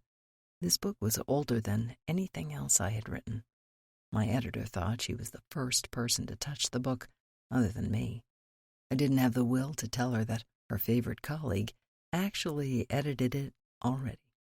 I wasn't surprised when she came back with only a few changes. Patrick assured me New York would be wonderful. New York is Emma, I said to Patrick. Patrick sat on my bed with a sigh. If you need me to come early, I can. I don't have to wait until the actual tour starts. I'm going to see her. I know it. She will be at this conference. She will be the belle of the ball. You are being an idiot. She probably told everyone about her evil ex-Fredrick who wanted to pull her away from her dreams and force her to live in hot and vapid Los Angeles. They all probably know the movie was about her. They are all probably pretending to be nice to me. You changed her name. I'm sure nobody knows," Patrick said. "Don't you think they would have refused to publish the book if she had told everyone all these things?" He was right. I saw her almost as soon as I arrived. I knew her from behind. Her long brown hair pulled back in a clip. The way she sat in the chair, talking to one of the most famous writers in the world. The way she laughed. I love the way she laughs. She throws her head back, and it's a mix of a belly laugh with a little tinkling laugh. Hearing it was like a punch in the gut. Hearing it put me back to where I was the moment I met her, 10 years before. The moment I saw her was the moment I decided I wanted to spend the rest of my life looking into her eyes, kissing her lips, and touching her face. I wanted her to smile at me that way forever. And she hadn't even met me yet. There was a huskiness to her voice that sent shivers down my spine. I had never reacted this way to a woman. I was jello every time I was in a room with her. I couldn't talk to her until I had something specific to say. Once I started talking, there was no limit to the things we could talk about. The more I learned about her, the more positive I was. She was the only woman I would ever love. She made the first move, but we were drunk, and I couldn't do what I wanted. She insisted I sleep in her bed that night, even if I wasn't going to have awkward first-time sex with her. She smiled as she fell asleep. I laid in her bed, which smelled like cherry blossoms, and never wanted to get up. I promised myself, if she still wanted me in the morning, I would never deny her anything ever again. I woke up as soon as I felt her lips and breath on my neck. She was still asleep. She had rolled into my body. She had wrapped her arms around me and pressed her body to mine. I closed my eyes and thought of dead puppies and baseball. I didn't open my eyes until she woke up. There she was, looking right into my eyes with her bright green ones. I remember the sex being awkward. It was only awkward that once. Once I knew her body, I made a point of learning it quickly. I knew exactly what to do. I shouldn't have proposed at graduation. I knew what she wanted from life. I knew her goals could really only be achieved in New York. I didn't care. I thought I could make her happy, and she would find new goals if she gave up everything she ever wanted. When she refused to answer, I thought it was because she wanted me to propose in front of her father. I never got a chance to do that. As soon as Walter Shaw met me, he had no use for me. I was beneath him, and he clearly did not want his beloved daughter with me. Her mentor and mother's best friend, Karen, accompanied Walter to graduation. Neither of her sisters came. She didn't seem to mind either. In fact, I think she was annoyed that her father had come. She shut me out soon after they arrived. I realized when my parents insisted they join us for a joint graduation dinner that she was going to refuse me. I felt like an idiot. I had ignored everything she had ever told me. I hadn't even considered other ways to be with her in 2 different cities. I hadn't even considered going to New York with her. By the time I realized I could have lived in New York, at least until a better solution presented itself, she was gone. I spent my first summer at home in my childhood bedroom, depressed, high, and hungry. I don't know why I wrote the movie, but it was the only way to cope with everything. When I watched the completed movie for the first time, a few years later, I realized I'd been cruel and childish. I regretted it, but there was no way to take it back now. I waited for a lawsuit, but nothing ever came. Now she was there and so close. I decided to change my entire prepared speech. When Louisa introduced us, as if we had no idea the other ever existed in the world, Emma just looked at me. She had changed. She looked worn out and faded. Her green eyes had lost their playful sparkle. I was angry at her. She was a shell of herself. If she had stayed with me, this never would have happened.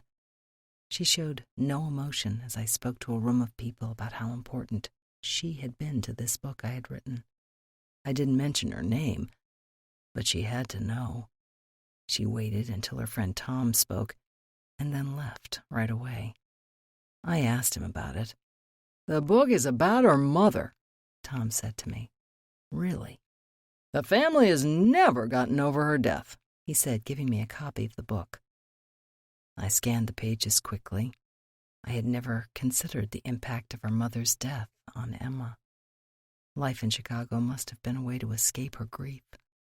She never wanted to talk about it beyond the basics. Her father's arrival at graduation would have been like a shock to the system after years away from it. I wanted to run up to the convention floor, find her, and wrap her in my arms. I wanted to make her better. There wasn't time. I had to do a book signing. She was everywhere. Every time I looked up, I saw her face. Every time I walked into a room, she was there. Sometimes she didn't even see me, but I always saw her. She sat across from me at my signing. For a while, she just stared blankly into space. Eventually, she looked at me and smiled. It was my smile, the smile that made everything okay and made me feel like there was nobody else in the world but me. I got back to my hotel that night and dreamt of that smile. My book was the source of all the trouble that followed. They underestimated the demand from the public attendees on the last day. Louisa, who had been there when the attack happened, found me at my hotel right away. She said the people who came that day were not part of the publishing industry. They were just people who had been allowed to buy tickets.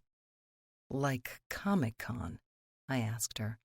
Totally like that, except nobody seems to have understood what that's like. The security at a Comic-Con is intense. You have to pay for items at a Comic-Con, even an autograph. Right. So they told people they would get free books. Christy was worried that we didn't have enough, but we had no idea how many people to expect. We thought they would be grateful for what they had been able to get. One man just wouldn't take no and attacked her. I'm not exactly sure what she broke, but at least her leg and her arm. I hadn't been there when it happened. These people weren't even getting my autograph or a picture. "So the tour is canceled?" I asked. Oh, no, don't worry. The queen of book tours is taking over. Emma? Yep, she is going to take Christy's place, and she's amazing. I had dinner with Christy, Louisa, Emma, and their family the night before the accident. It was weird, but I finally got to meet Mary. Mary may look like Emma, but they are nothing alike. Emma sat there in silence, looking irritated and a bit drunk. I didn't really know what to say, nor did I have a chance to say anything. Mary talked all night. Even Tommy, her husband, kept his mouth shut. He was probably used to this. Nobody got a word in unless they asked a direct question. I wondered if Emma even liked her sister. I was surprised when, as we were leaving, I heard Emma tell Louisa not to call me Freddie. Emma knew that she is the only one person who has ever been allowed to call me Freddie. I sat in my hotel room bathroom and cried for about 30 minutes before I called Patrick and told him everything. I'm about to get on the plane. I'll be there for dinner, Patrick said without hesitation. It's a good thing he was. Emma had replaced Christy as Patrick was flying across the country. While I'm very excited to finally meet the she-beast who destroyed you, I am going to keep the two of you apart as much as I can. I will stay with you through L.A. like we planned. I emailed Christy during the flight. She thinks she can be mobile by the time you get back to New York at the end of the month. I will evaluate the situation when we get to L.A. and then decide if I need to stay on. Hopefully, she won't want to make trouble, and we can focus on just getting your book sold. Can you just do all the talking? I really don't know what I will say if I have to talk to her. Just talk to her when you have to talk. Keep it simple. I'll be your go-between." Louisa, Mary, and Tommy were back to pick us up for dinner. Apparently, I had, while drunk at dinner the night before, agreed to have dinner with them again. It was a good thing that Tommy was good company. We ate quickly on 10th Avenue, and the dinner was less stressful without Emma there. "We have to show you Columbus Circle and get dessert," Mary said. "Oh, yes, because you have a book signing there tomorrow," Louisa said. "We must get Emma first," Mary said. I had a momentary thought Mary was trying to set me up with her sister. That was how I ended up standing in Emma's small apartment. It wasn't what I expected, but I should have. The apartment was about 500 square feet, and the 6 of us made it feel crowded. It was modern and full of books. There were a few family pictures, including one of her mother, that I had looked at often when it sat in our bedroom. It always amazed me how much Emma looks like her mother. Even looking at Mary, I could see their mother in both of them. Part of me wanted to meet her older sister, Elizabeth, to see if she too resembled their mother. There was no evidence of another person in the apartment. Emma seemed to live alone, surrounded by her books and family, the reasons she had insisted she couldn't say yes to marrying me. I wanted to touch her, even just her hair. There was some weird shift that night. I saw a side of Emma I had never seen before, overly accommodating. At first I assumed it was to avoid me when she agreed to sit with Mary while the rest of us went for ice cream. I couldn't help letting my very intimate knowledge of Emma guide me through the night. She seemed to appreciate my decision to get her something decent to eat, since we had pulled her away from whatever dinner plans she had. Maybe it was a date with someone. Maybe it was just eating alone. I didn't want to know, but I was obsessed, imagining the possibilities. When we got back, I realized she liked Mary. I saw her smile at her sister and laugh with her. It wasn't obligatory. It was genuine. "I'm in love," Patrick said in the hotel bar that night.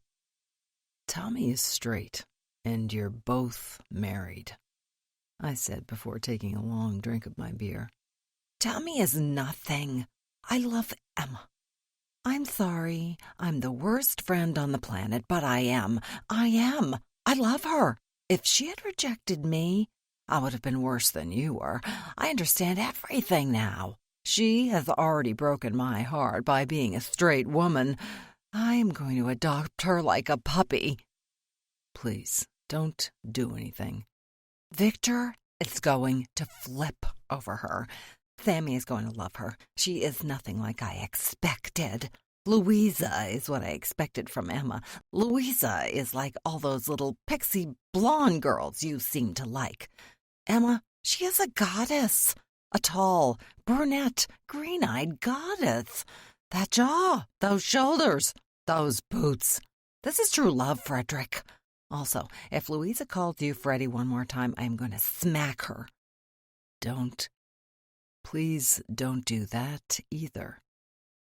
Patrick sighed and drank his vodka tonic. It calmed him down and brought him back to reality. "Emma has agreed to minimal contact. I'm going to say this right now, and I want you to hear me. Are you ready?"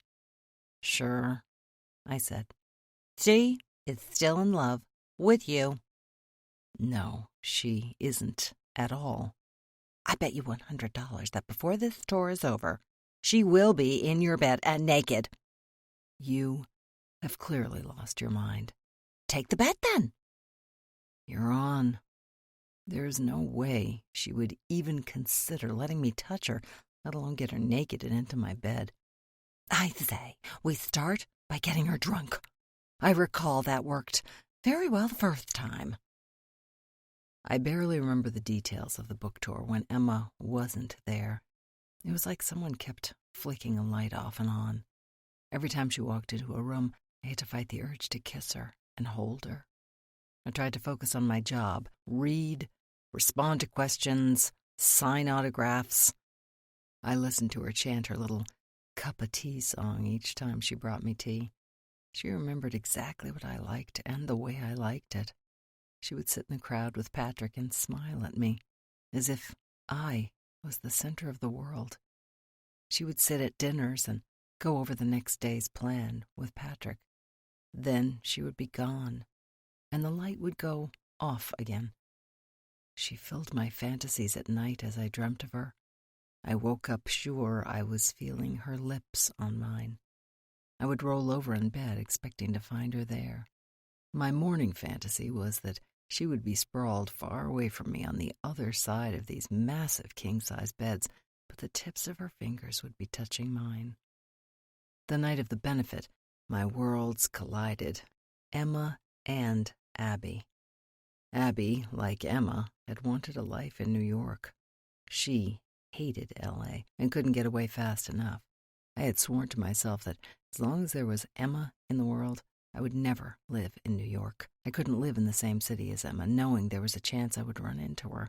The possibility of seeing her with another man, with her own family, or happy without me, was too much. The reason Abby and I broke up was the reason I broke up with every other woman in the past 8 years. None of them were the woman I wanted. By the time Abby arrived at the benefit, I was already immersed in Emma. She had touched me, fixed my tie, and called me Freddie. Her voice was the only one that made that nickname sound right. All I could smell were the cherry blossoms of her perfume. I could still feel where she had touched my face. "This is my world," she had said to me. She was right. Our worlds were different. In hers, she went to library benefits, publishing conferences, organized book tours, and ate out at classy restaurants all the time. In my world, I drank beer, sat naked in my house playing video games, got high with friends, ate junk food, and wrote. How could I have ever imagined we would end up together? "I need to talk to you," Abby said to me when I got her away from Patrick and Emma. "I am sorry Patrick is being nasty. He's my friend, and he thinks he's protecting me. What is it that you need to say?" "I'm sorry about how this is playing out in the press. The timing was a disaster, but I need to make sure you're okay. You don't have a good track record with rejection." You need to back off. You made your decision, and I respect that. I am dealing with a rejection. You are at a party with Emma. I thought you hate her. 1, I'm here on a book tour, and 2, she is here professionally. You let her publish your book? It's none of your business. But no, there was an emergency, and she was asked to take over. She's not what I expected. Abby had been the latest mistake of a relationship. I repeated the mistakes I made with Emma. She was clear about what she wanted, but I never walked away. I felt I could change her mind, but I was wrong. At least I wasn't really that in love with Abby. I was never sure what to make of Louisa. I decided after Los Angeles that she is one of those women who simply flirts with everyone. It kept me sane. While Patrick entertained Emma, Louisa entertained me. Did she ever want more than a flirtation? I don't know. But as soon as we got to L.A. and she met Seth, it was clear she was done with me. The L.A. stop of the tour was far worse than every other city. Emma showed up at every party. My friends adored her. Some even tried to seduce her. I was drunk and high at every party. That didn't shut out anything I was feeling. It amplified it. All these parties were for me, and I was acting like an asshole. Sammy told me so after the first party. Once Patrick put Emma and Louisa into a cab, I went to a random empty bedroom and fell on the bed. Sammy followed me in, the baby in her arms. You are the biggest asshole on the face of the planet, she said as she laid down next to me and put the baby between us. Language. Oh, please. She's wonderful. How can you be so mean to her? I wasn't being mean. She's still in love with you. Why does everyone think that? I saw how she looked at you. She is constantly on the verge of tears. She is barely holding herself together. She is full of regret. You, meanwhile, ignore her. You are high, drunk, and acting like a teenager. I'm coping. You told me you were coping by writing this book. Emma told me you wrote it before you even met her.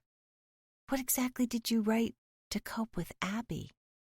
I wrote crap after Abby. Are you writing now? Sammy asked. Yes, but it's crap. I sat sitting up. I can barely function on this tour. Maybe if you stayed sober. Maybe if Emma went home. I am going to keep her in your life. I'm going to call her all the time, invite her to visit, and you will have to see her.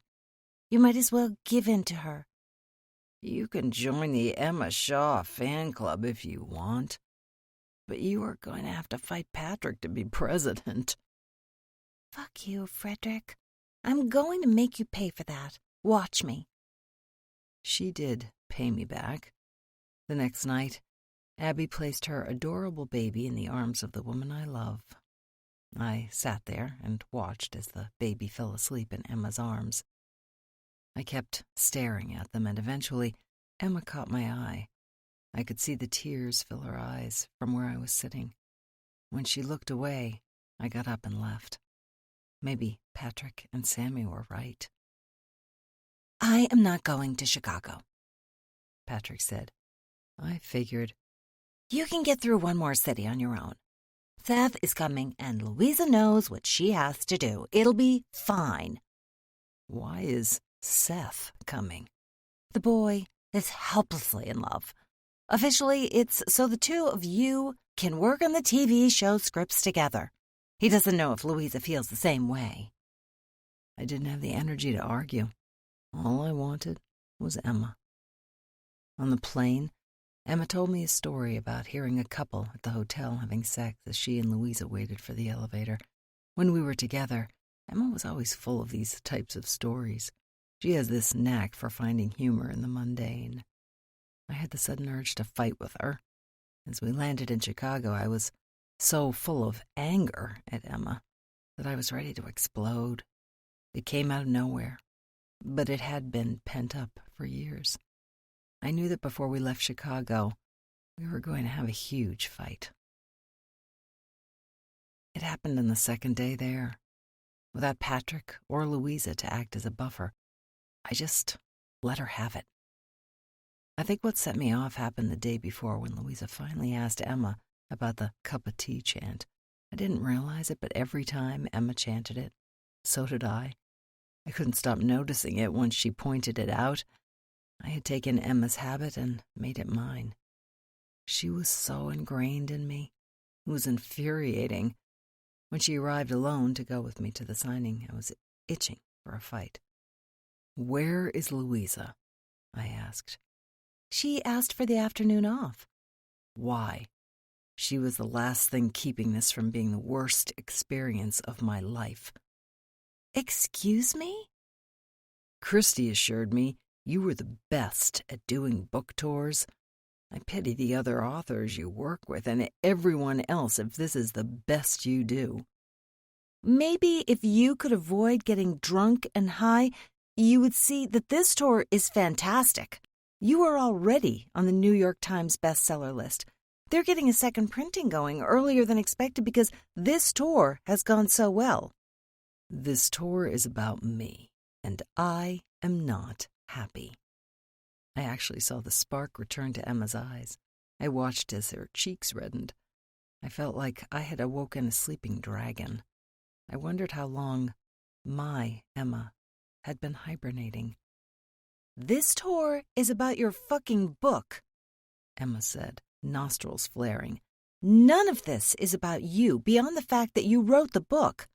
I am here to make sure the investment was worth it for my bosses. I am here because they made me come. You aren't doing anything. You pass things off to Louisa and Patrick. You have made it clear that you don't want to deal with me. You call Patrick to come protect you from your big bad ex-girlfriend. He and I assumed you would be happier if he supported you. Yeah, and it has all fallen apart since he left. Sorry you aren't as mature as he thinks you are. He thought you could handle another few days with me. What did you expect to happen after 8 years? Do you think this is easy for me? It was easy enough for you to walk away and say no 8 years ago. I thought you wouldn't have a problem doing it this time. I was about to kiss her. I wanted to kiss her and rip off her clothes and throw her on my bed. That is, unless she told me to stop. But in that moment, I was 99% sure she wouldn't tell me to stop.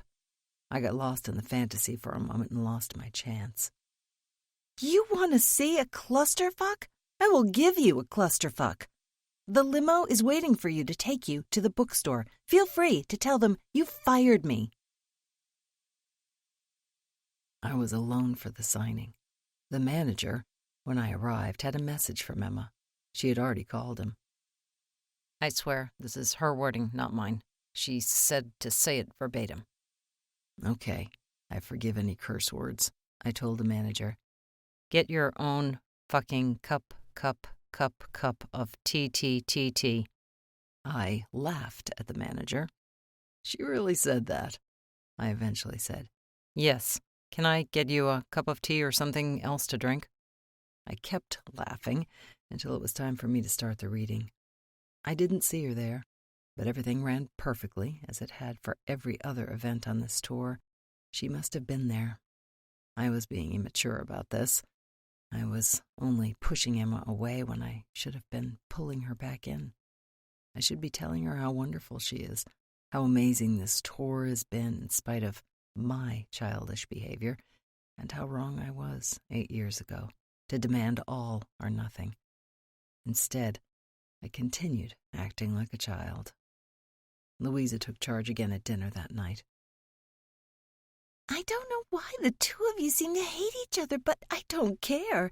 We have 2 more days together, and I am demanding you call a ceasefire. She left me alone at the bookstore. You fired me, Emma reminded me. I got your message. I can get my own fucking glass of scotch too. Well, you are 30 years old. I should hope so. I did my own reading on my own, too, and it was the best one in this whole tour. You idiot. I was there.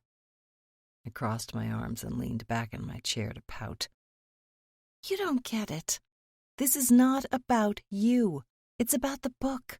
You can't fire me any more than I could say no when I was told to do this tour, Emma said. Enough, Louisa said. For the last month, the two of you can't be bothered to say anything to each other. Now you're fighting like you've been married as long as my parents? Emma got up from the table and left the dining room in tears. I went back to my room feeling like the biggest asshole on the planet. Now I had pushed both Louisa and Emma away.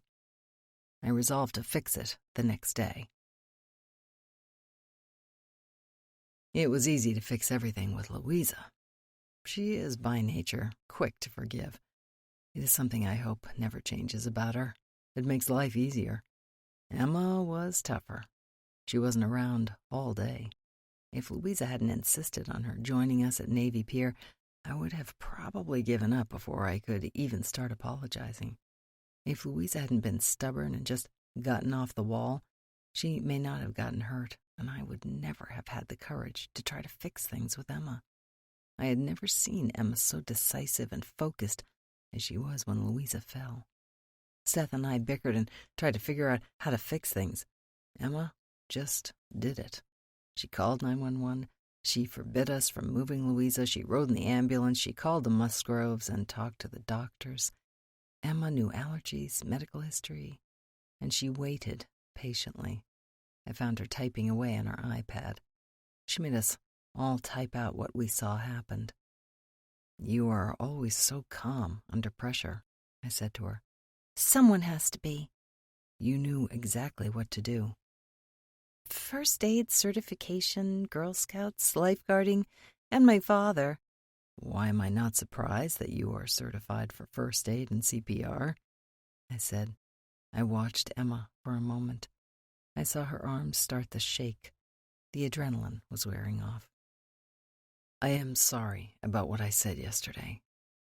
Considering our history, you have been amazing.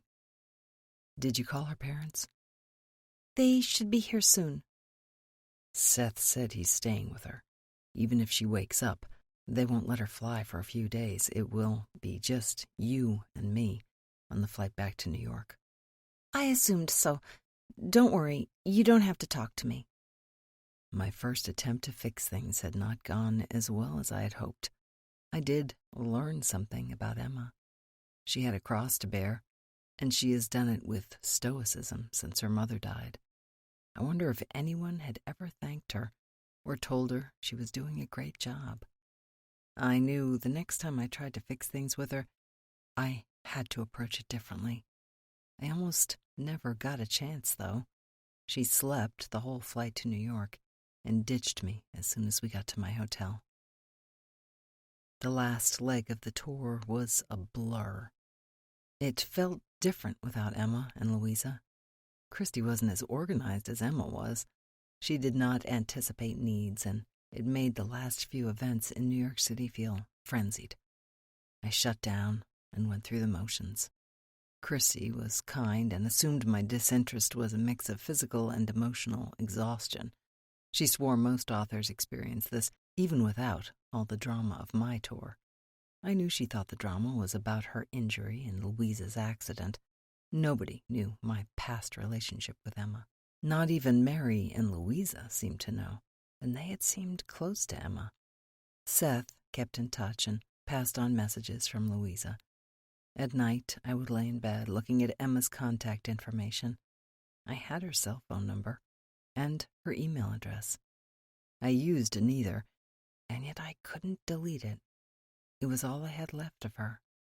She was gone, just as suddenly as she had arrived back in my life. Seth texted, Dude, the Musgroves are insisting you come out to Cape Cod with us. No, thanks. I am ready to go home. Emma is there. Dude, Emma. FFS, Fredrick. Okay. The flight to Cape Cod was filled with Louisa chatter. You would never know she had been injured a few days ago.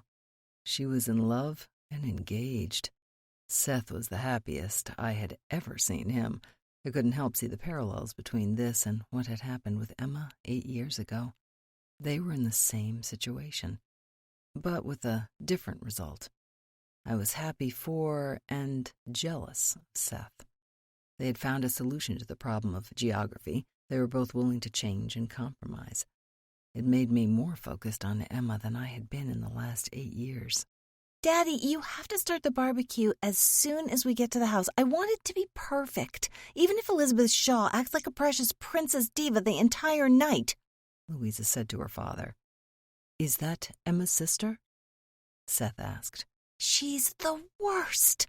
I love Emma and Mary, but Elizabeth thinks her shit doesn't stink. Louisa, Mrs. Musgrove said. Is this not true? Louisa said to her mother. The Shaws have been our friends for years. Exactly, and Elizabeth is the worst. Walter isn't all that much better. I basically like Emma and Mary. What does Elizabeth do? Seth asked. Spends her father's money, spends her inheritance, and looks down on everyone, Louisa said. I mean, like, for a job. Yes. She doesn't work? No, she is a house daughter. What the hell is that? Seth said, laughing. Like a housewife, except she is the daughter and doesn't even cook or clean. Will I like Mary? Seth asked. She can be very needy, but I think so. Follow Emma's lead. If Emma ignores Mary, then you can too. Emma knows how to deal with Mary. I just follow her lead, too. Also, never leave her out of anything. Plus, my nephews are all types of adorable, but we call them Thing 1 and Thing 2 for a reason. It's total cat-in-the-hat chaos with them. They love Emma and me. They live to torment Elizabeth. You may have to pull them off someone at some point in time when all else fails. They'll adore playing on the beach. I have made mental notes, Seth said with a smile. Plus, Tommy is clearly their father. He is an adult version of them. When I was a baby, I thought his name was Monster for the first few years of my life. It's true, Mr. Musgrove said. It's going to be a fun trip. Trust me. Ignore snobby behavior, enjoy the beer, and play with the kids, Mrs. Musgrove said with a smile. I'm sure Emma will be in a much better mood, too. She was acting totally weird on the book tour, Louisa said. I'm sure she was just exhausted, Seth said, looking at me. Tommy was already at the grill when we arrived. He had hot dogs on for his sons, who were exactly as Louisa had told us to expect. They were in the pool with Mary when we got to the house. I think she put so many floaty things on them to immobilize them. Once they were out of the water and on dry land, they were like 2 pint-sized Tasmanian devils.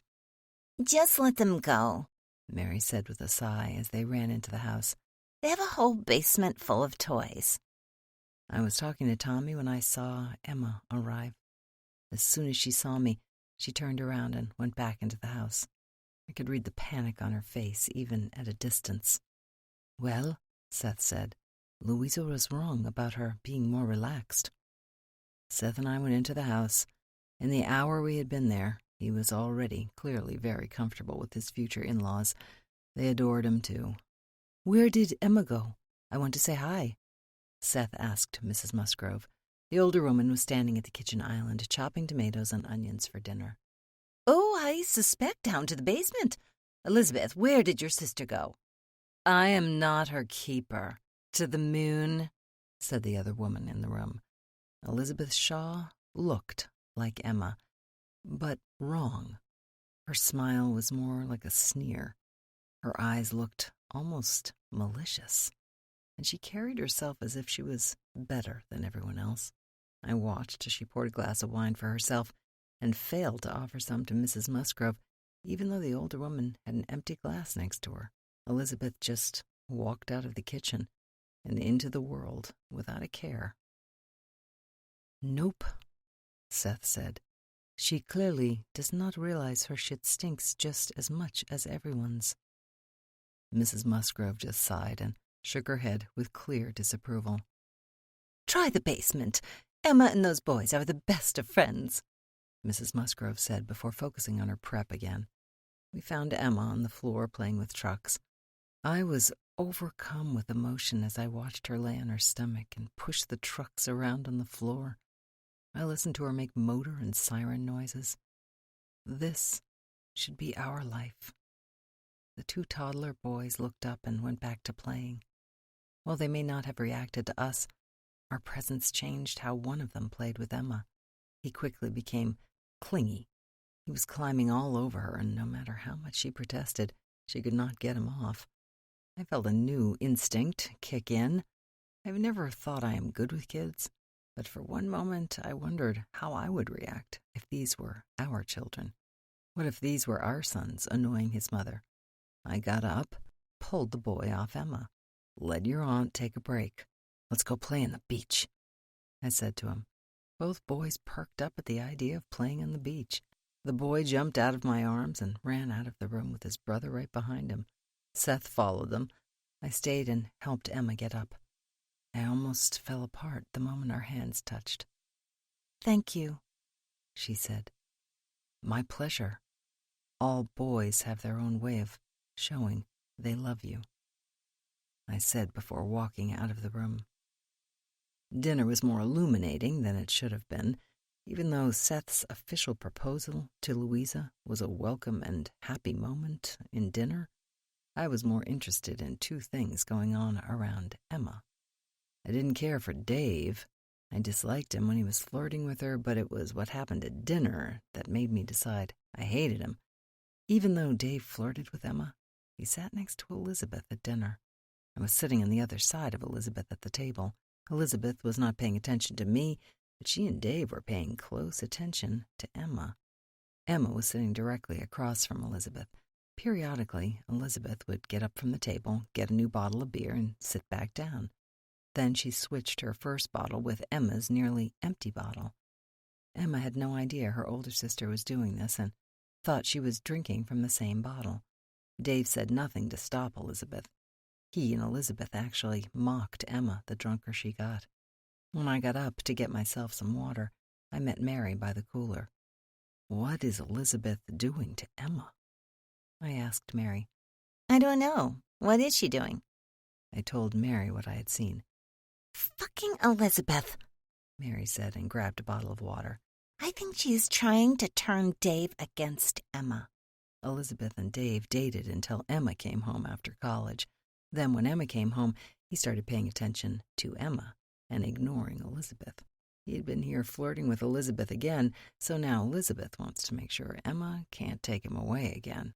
As we sat back down, I watched as Mary exchanged Emma's beer with the bottle of water. She thrust the beer back at Elizabeth, but said nothing. When Elizabeth refused to take it, Mary just let it fall into Elizabeth's lap. The beer spilled and splattered from the bottle, covering Elizabeth's dress with beer. "Fuck you," Elizabeth hissed at her youngest sister. "No, fuck you," Mary said. Emma was too drunk to notice any of it. "So tomorrow we're meeting again for the big fireworks production on the beach. Correct, Walter?" Mr. Musgrove said, clearly trying to break the tension. "It's tradition. Of course we are. Emma is going to the beach tomorrow to put the chairs and blankets out so we can get the best spot," Mr. Shaw said. "No, I'm not doing that," Emma said. Everyone stopped and looked at her. "Excuse me?" Her father said. "I'm not your slave." "You always do it," Elizabeth whined. "You're both adults. One of you is actually a parent, and neither of you have jobs. I have work to do." "Emma, you're on vacation," Mary said. "I am tired of playing servant. I am going to sit where I want, with the people I want, and I might not even go anyway. Plus, I am tired of having to be the adult in this family. Nobody ever does anything for me or asks me what I want. Everyone just assumes I am going to take care of Walter and Elizabeth for the rest of their lives. You would think you're disabled, the way you expect me to do things for you. Oh, boo-hoo, you're sad because Mom died. You know what? I miss her too. I'm sad she died too. Do you see me falling apart and not getting on with my life? It has been more than 15 years. She would be disgusted by the two of you. Mary, she would probably be proud of, but the three of us would disgust her. I'm done. I'm going to think of me and only me for the first time in years. Sorry, not sorry." Everyone was shocked and started talking at once. I watched Emma as she stormed off. I remembered how frank and honest she got when she was drunk. We probably would have danced around our feeling for months if we hadn't gotten drunk. Now I had my chance to get her to be honest with me. I left the table in time to see Emma leaving the house. I followed her outside and down the street. "Emma, wait," I called out when I was close enough. She stopped and let me catch up. "You shouldn't walk home alone at night. You could get hit by a car, or who knows what else. Let me walk with you." "What the fuck do you care for? It's not like I mean anything to you anymore." "That's not fair. I would feel much better if you let me walk with you. You do realize you're drunk. I mean, you can't even seem to walk right now." "Whatever." We walked alone in silence for a while. I tried to decide what I should say next. Every so often she stumbled, and I had to take her arm and keep her from falling. I decided to come at the last minute. Seth wanted me to come. I should have spoken to you about it first. I'm sorry, I just showed up, I said. "They'll make sure you enjoy yourself." The way she said it, combined with her reaction at dinner, made me wonder why she kept coming out here every summer. "Do you not like it out here?" I asked. "I love it out here. I just happen to not like my family much at the moment." Was it this bad when we were in college? I don't remember it being this bad before I left, but I was grieving my mother's death. When I got home, it was like this. Dealing with your father is why you are always prepared for a crisis, isn't it? Probably. You were amazing in Chicago. I really am sorry I was so nasty to you. Louisa pretty much worships you now that you saved her. Dave pulled up in a car next to us. Just when I thought I could have a moment alone with Emma, Dave ruined it. I thought you could use a ride, Dave said with a look of smug satisfaction. After the role he played in getting Emma drunk, I was angry that he had the nerve to swoop in to keep her safe. It angered me that she probably was safer in the car with him than walking with me. It angered me that Emma didn't notice the game he was playing. The look on his face, the one that made it clear he knew he was winning, made me want to punch him. You are probably safer in the car, I said, leading Emma to the passenger side door and opening it. Thank you, Fredrick, she said. Emma, come to the fireworks tomorrow night.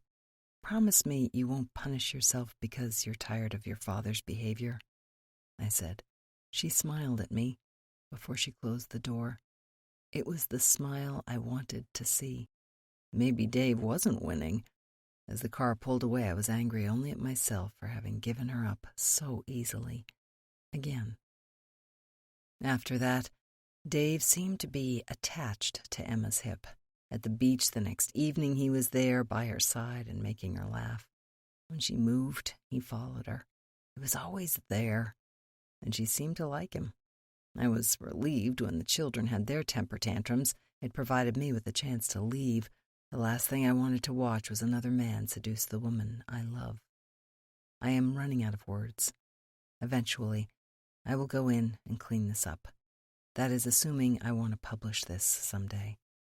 It hurts that I know where to find you, what to get you, every little weird thing you do, but I can't kiss you or touch you or even see you smile at me. I am walking behind you. I'm pretending to do something, but really, I am doing this.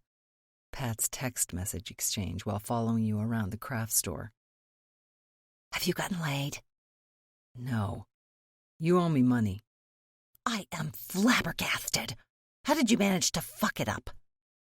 WTF, P. She was 5 seconds away from crawling naked into your bed when you were in L.A. She met someone else. I refuse to believe it. His name is Dave, and he is a fuckhead. I demand proof. She is constantly with him. I stopped texting with them at this point because I am watching you. This moment right now is the first time I haven't seen him attached to your hip. She's been offered a good job with a publisher in L.A. I know. Stop. Your friends love her more than they love you. Stop. She can't stand her family.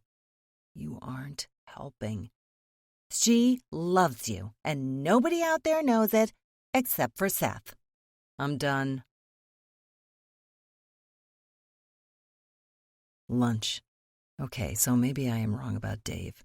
Preferring a bed of broken glass to spending another night with a person is pretty clear. The thing is, I fear you would say the same thing about spending another night with me. I can't do this any longer. You have pierced my heart and soul. You are so wrong about everything. You don't see anything. You watch your father grieve the death of your mother for the past 15 years, and you can't even see my grief over losing you. I have loved nobody but you. Yes, I admit that I have been cruel and resentful, but my love for you has been constant.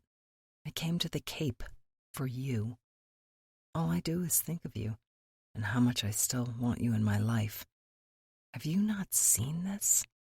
How can you have misunderstood me? If you have read this far, please end my suffering. I am half agony, half hope.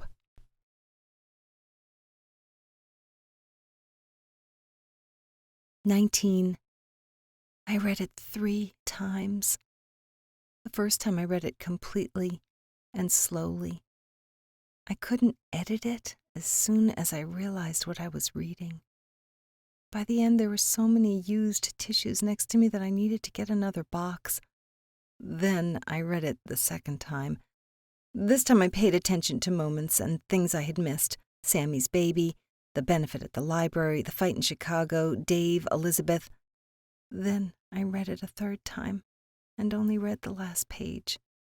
I am half agony, half hope. I checked my phone. I had taken more than 3 hours to read all of the story. Emma, did you read it? Please, say something. Please text me when you are done reading. Where are you? I didn't get a response, so I tried to think of where he could be. I ran down to the Musgroves' house 1/2 mile away. Is Fredrick here? I said when I got into the kitchen. I found Mr. Musgrove making a sandwich. I caught my breath as I waited for his answer. He went into town for lunch with Seth and Louisa. Thank you, I said, and left without waiting for a response. I started my walk into town and spent the time trying to decide what to say to Fredrick. I came up with terrible ideas. There was too much to say. I had to explain everything. I had to apologize. I needed to kiss him. I tried to figure out where they would go for lunch. There were only a few options. I kept checking the time on my phone. 30 minutes had passed since I had left my house. I could see the storm beginning to roll in from the west. I was glad I couldn't see the mess my hair must have been because of the humidity. I felt that I needed to find Freddie before the storm hit. I found Seth and Louisa quickly after my long walk. "Hi," Louisa said when she saw me. "Hi. Why are you all sweaty?" "Where's Freddie?" "Oh, so you can call him Freddie, but I can't. Louisa." "Interesting. He isn't here. He is all agitated, so he took the car. He said something about going for a drive. Seth suggested going out to Provincetown." "What? He's gone?" "For a while, at least. Want to have lunch with us?" I didn't respond. I left and started my walk back home. "Emma, it's about to rain. At least stay with us until it's over," Louisa called after me. I didn't care. Both the rain and my tears held back as I walked home. I was so exhausted emotionally that there was nothing left in me. That all changed when I got to my driveway. The Musgroves' car was in the driveway, and Freddie was sitting in the front step. His long legs were stretched out in front of him and crossed at his ankles. He was slouched over and looking at his feet. This was the moment everything just clicked in my head.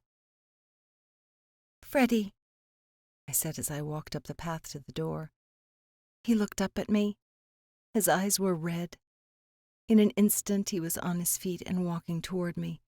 I was unable to hold anything back. I ran into his arms, felt them wrap around me as he lifted me up and kissed me. I wrapped my arms around him. I didn't want to pull away. I didn't want to ever be separated from him again. Eventually, we had to breathe, and I heard the rumble of thunder. "I've been trying to find you since you sent me the text," he said. "I went to find you. You never responded," I said, opening the front door and pulling him inside with me. "Emma, I have been responding to you since you sent it." I pulled out my phone from my pocket and saw I had missed quite a few from many people. I'd never turned off the Do Not Disturb option on my phone. I didn't care now and led Freddie up to my room so we could be alone. 20. "Do you regret not accepting my proposal?" Freddie asked me as I lay in his arms that night. "Honestly?" I asked. "Yes," he said. "Do you think I should have said yes?" "No." "Why have you been so angry with me then?" "No, you don't get out of this question, Emma. Do you regret it?" "No, and I'm going to tell you why." "Okay," Fredrick said as he raised my hand to his lips and kissed it. "I was 22 years old, and I was right about my reasons. It's all very different now, But then I was right.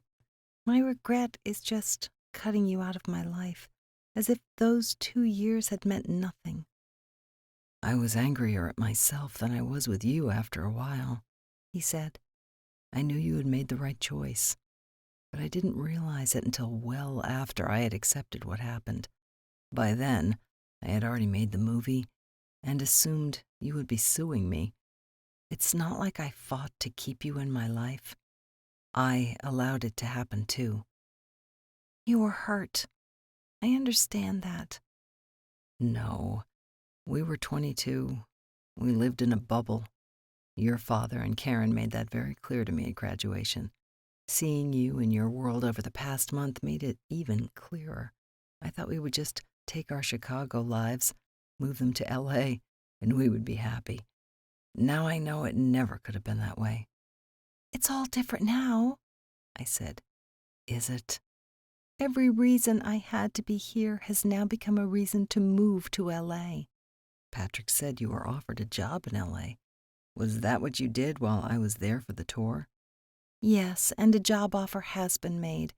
It's a significant raise, enough time off, and telecommuting flexibility so I can be here when needed. It's a chance to use all I have developed over the last 8 years to my benefit. Most importantly, it means no more book tour planning. What about Karen? Wasn't she a major reason you came back to NYC? She's taken me as far as I can go with her. I think she may be unintentionally hurting my career more than helping me. She may be hurting her own career at this point, but that isn't our problem. There are rumors going around about me, and I'm not sure the source. Did you tell Christy that I edited the novel? One of the rumors going around seems to be that I secretly edited your novel. I didn't tell her anything about our past. You clearly haven't shared it with anyone, and I didn't know how to share it. Maybe she just recognized my editing style. It really hasn't changed much. All of this is what made me think twice about going to LA. I thought I was the only reason you wanted to come to LA. Until a few hours ago, you were on the list of reasons to stay away. Of course, you have a list, Freddie said with a sigh. I made the list before you even got here. Everything on the tour convinced me that you were only getting angrier about what had happened. Your friends would be my friends, we would see each other, and I thought it would ruin things. Emma, I haven't been angry with you for a long time. After reading what you sent me, I know. You were wrong about me. I was wrong about you. And now we have a chance to try something different. What about Dave? I had to laugh. Did Elizabeth really get me drunk? The last time I saw you that drunk, you climbed onto my lap and kissed me. I didn't feel drunk. You were. What did you think was going on? I'm depressed. I assumed I had just given up and liked it. Your dad. It's like he woke up when you dared to say no to him. Have you noticed that? I had not. We spent the rest of the night in bed with my bedroom door closed and locked. We only left the room to get food for dinner. We ate in bed and made love over and over. I knew I wasn't going to give him up again. We ignored Elizabeth when she came home, pounded on my door demanding to speak to me, and then jiggled the doorknob trying to break in. We heard my father come up to his room and slam the door shut behind him. I still hadn't taken my phone off Do Not Disturb, so I missed phone calls and text messages from Mary and Louisa. Even Freddie put his phone on silent eventually. We weren't ready for the rest of the world. We both wanted to be back in our special bubble, even if only for one night.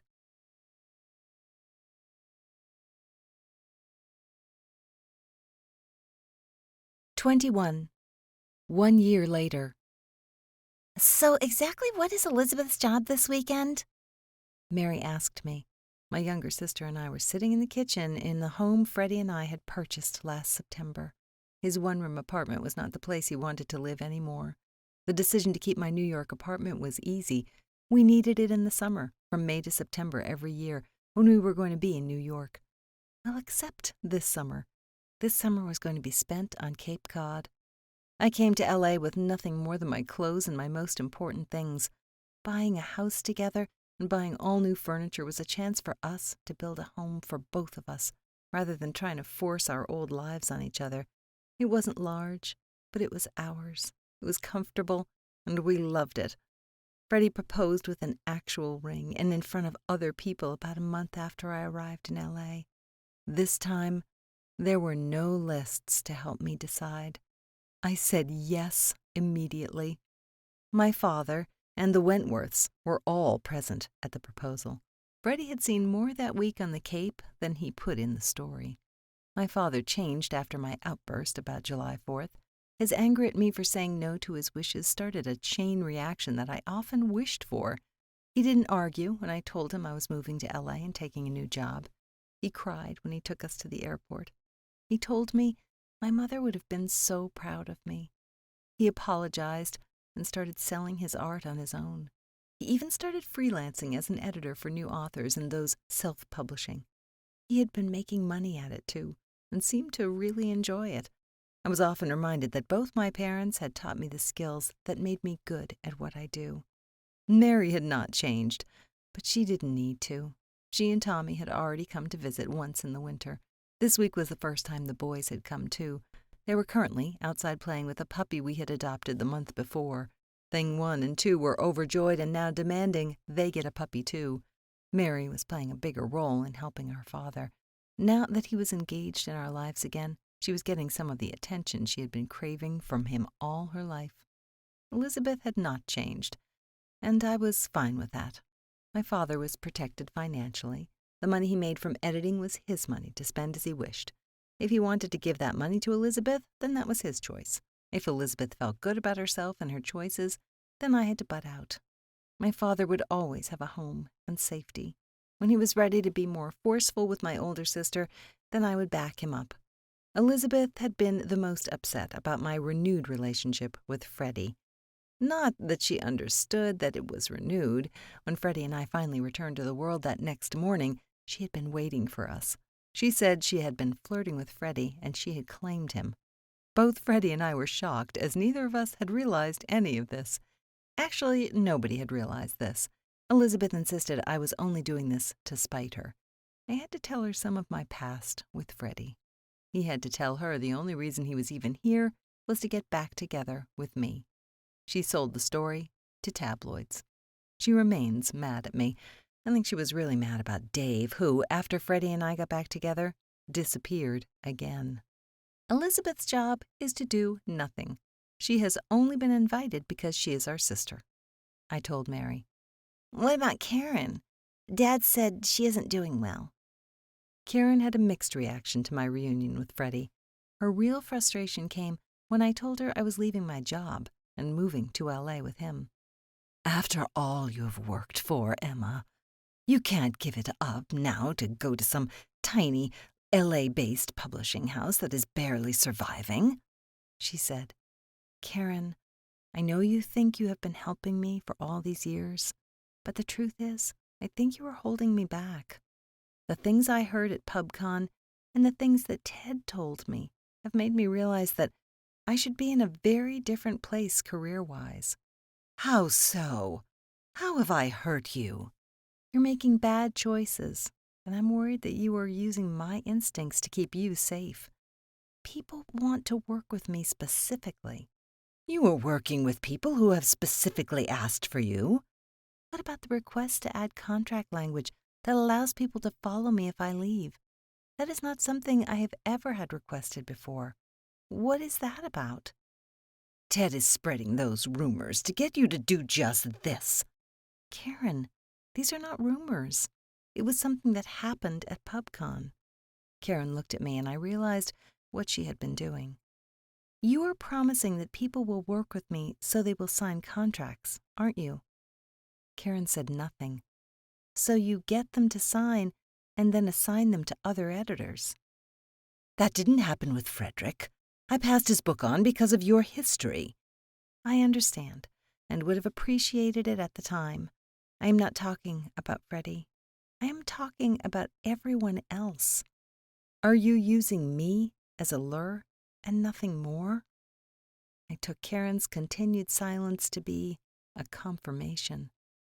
Most people who have been working in publishing as long as I have, without the connections I have, don't get bullied onto book tours. They have more authors they directly work with and have a position more like yours in our company, I said. I am preparing you to take over your father's place at the imprint. It's what your mother would have wanted. Karen, I'm not my mother, and I would never have done anything just because she wanted it. I stand by all the advice I have ever given you. Your advice to not give up everything for LA was right when I was 22 years old. Everything is different now.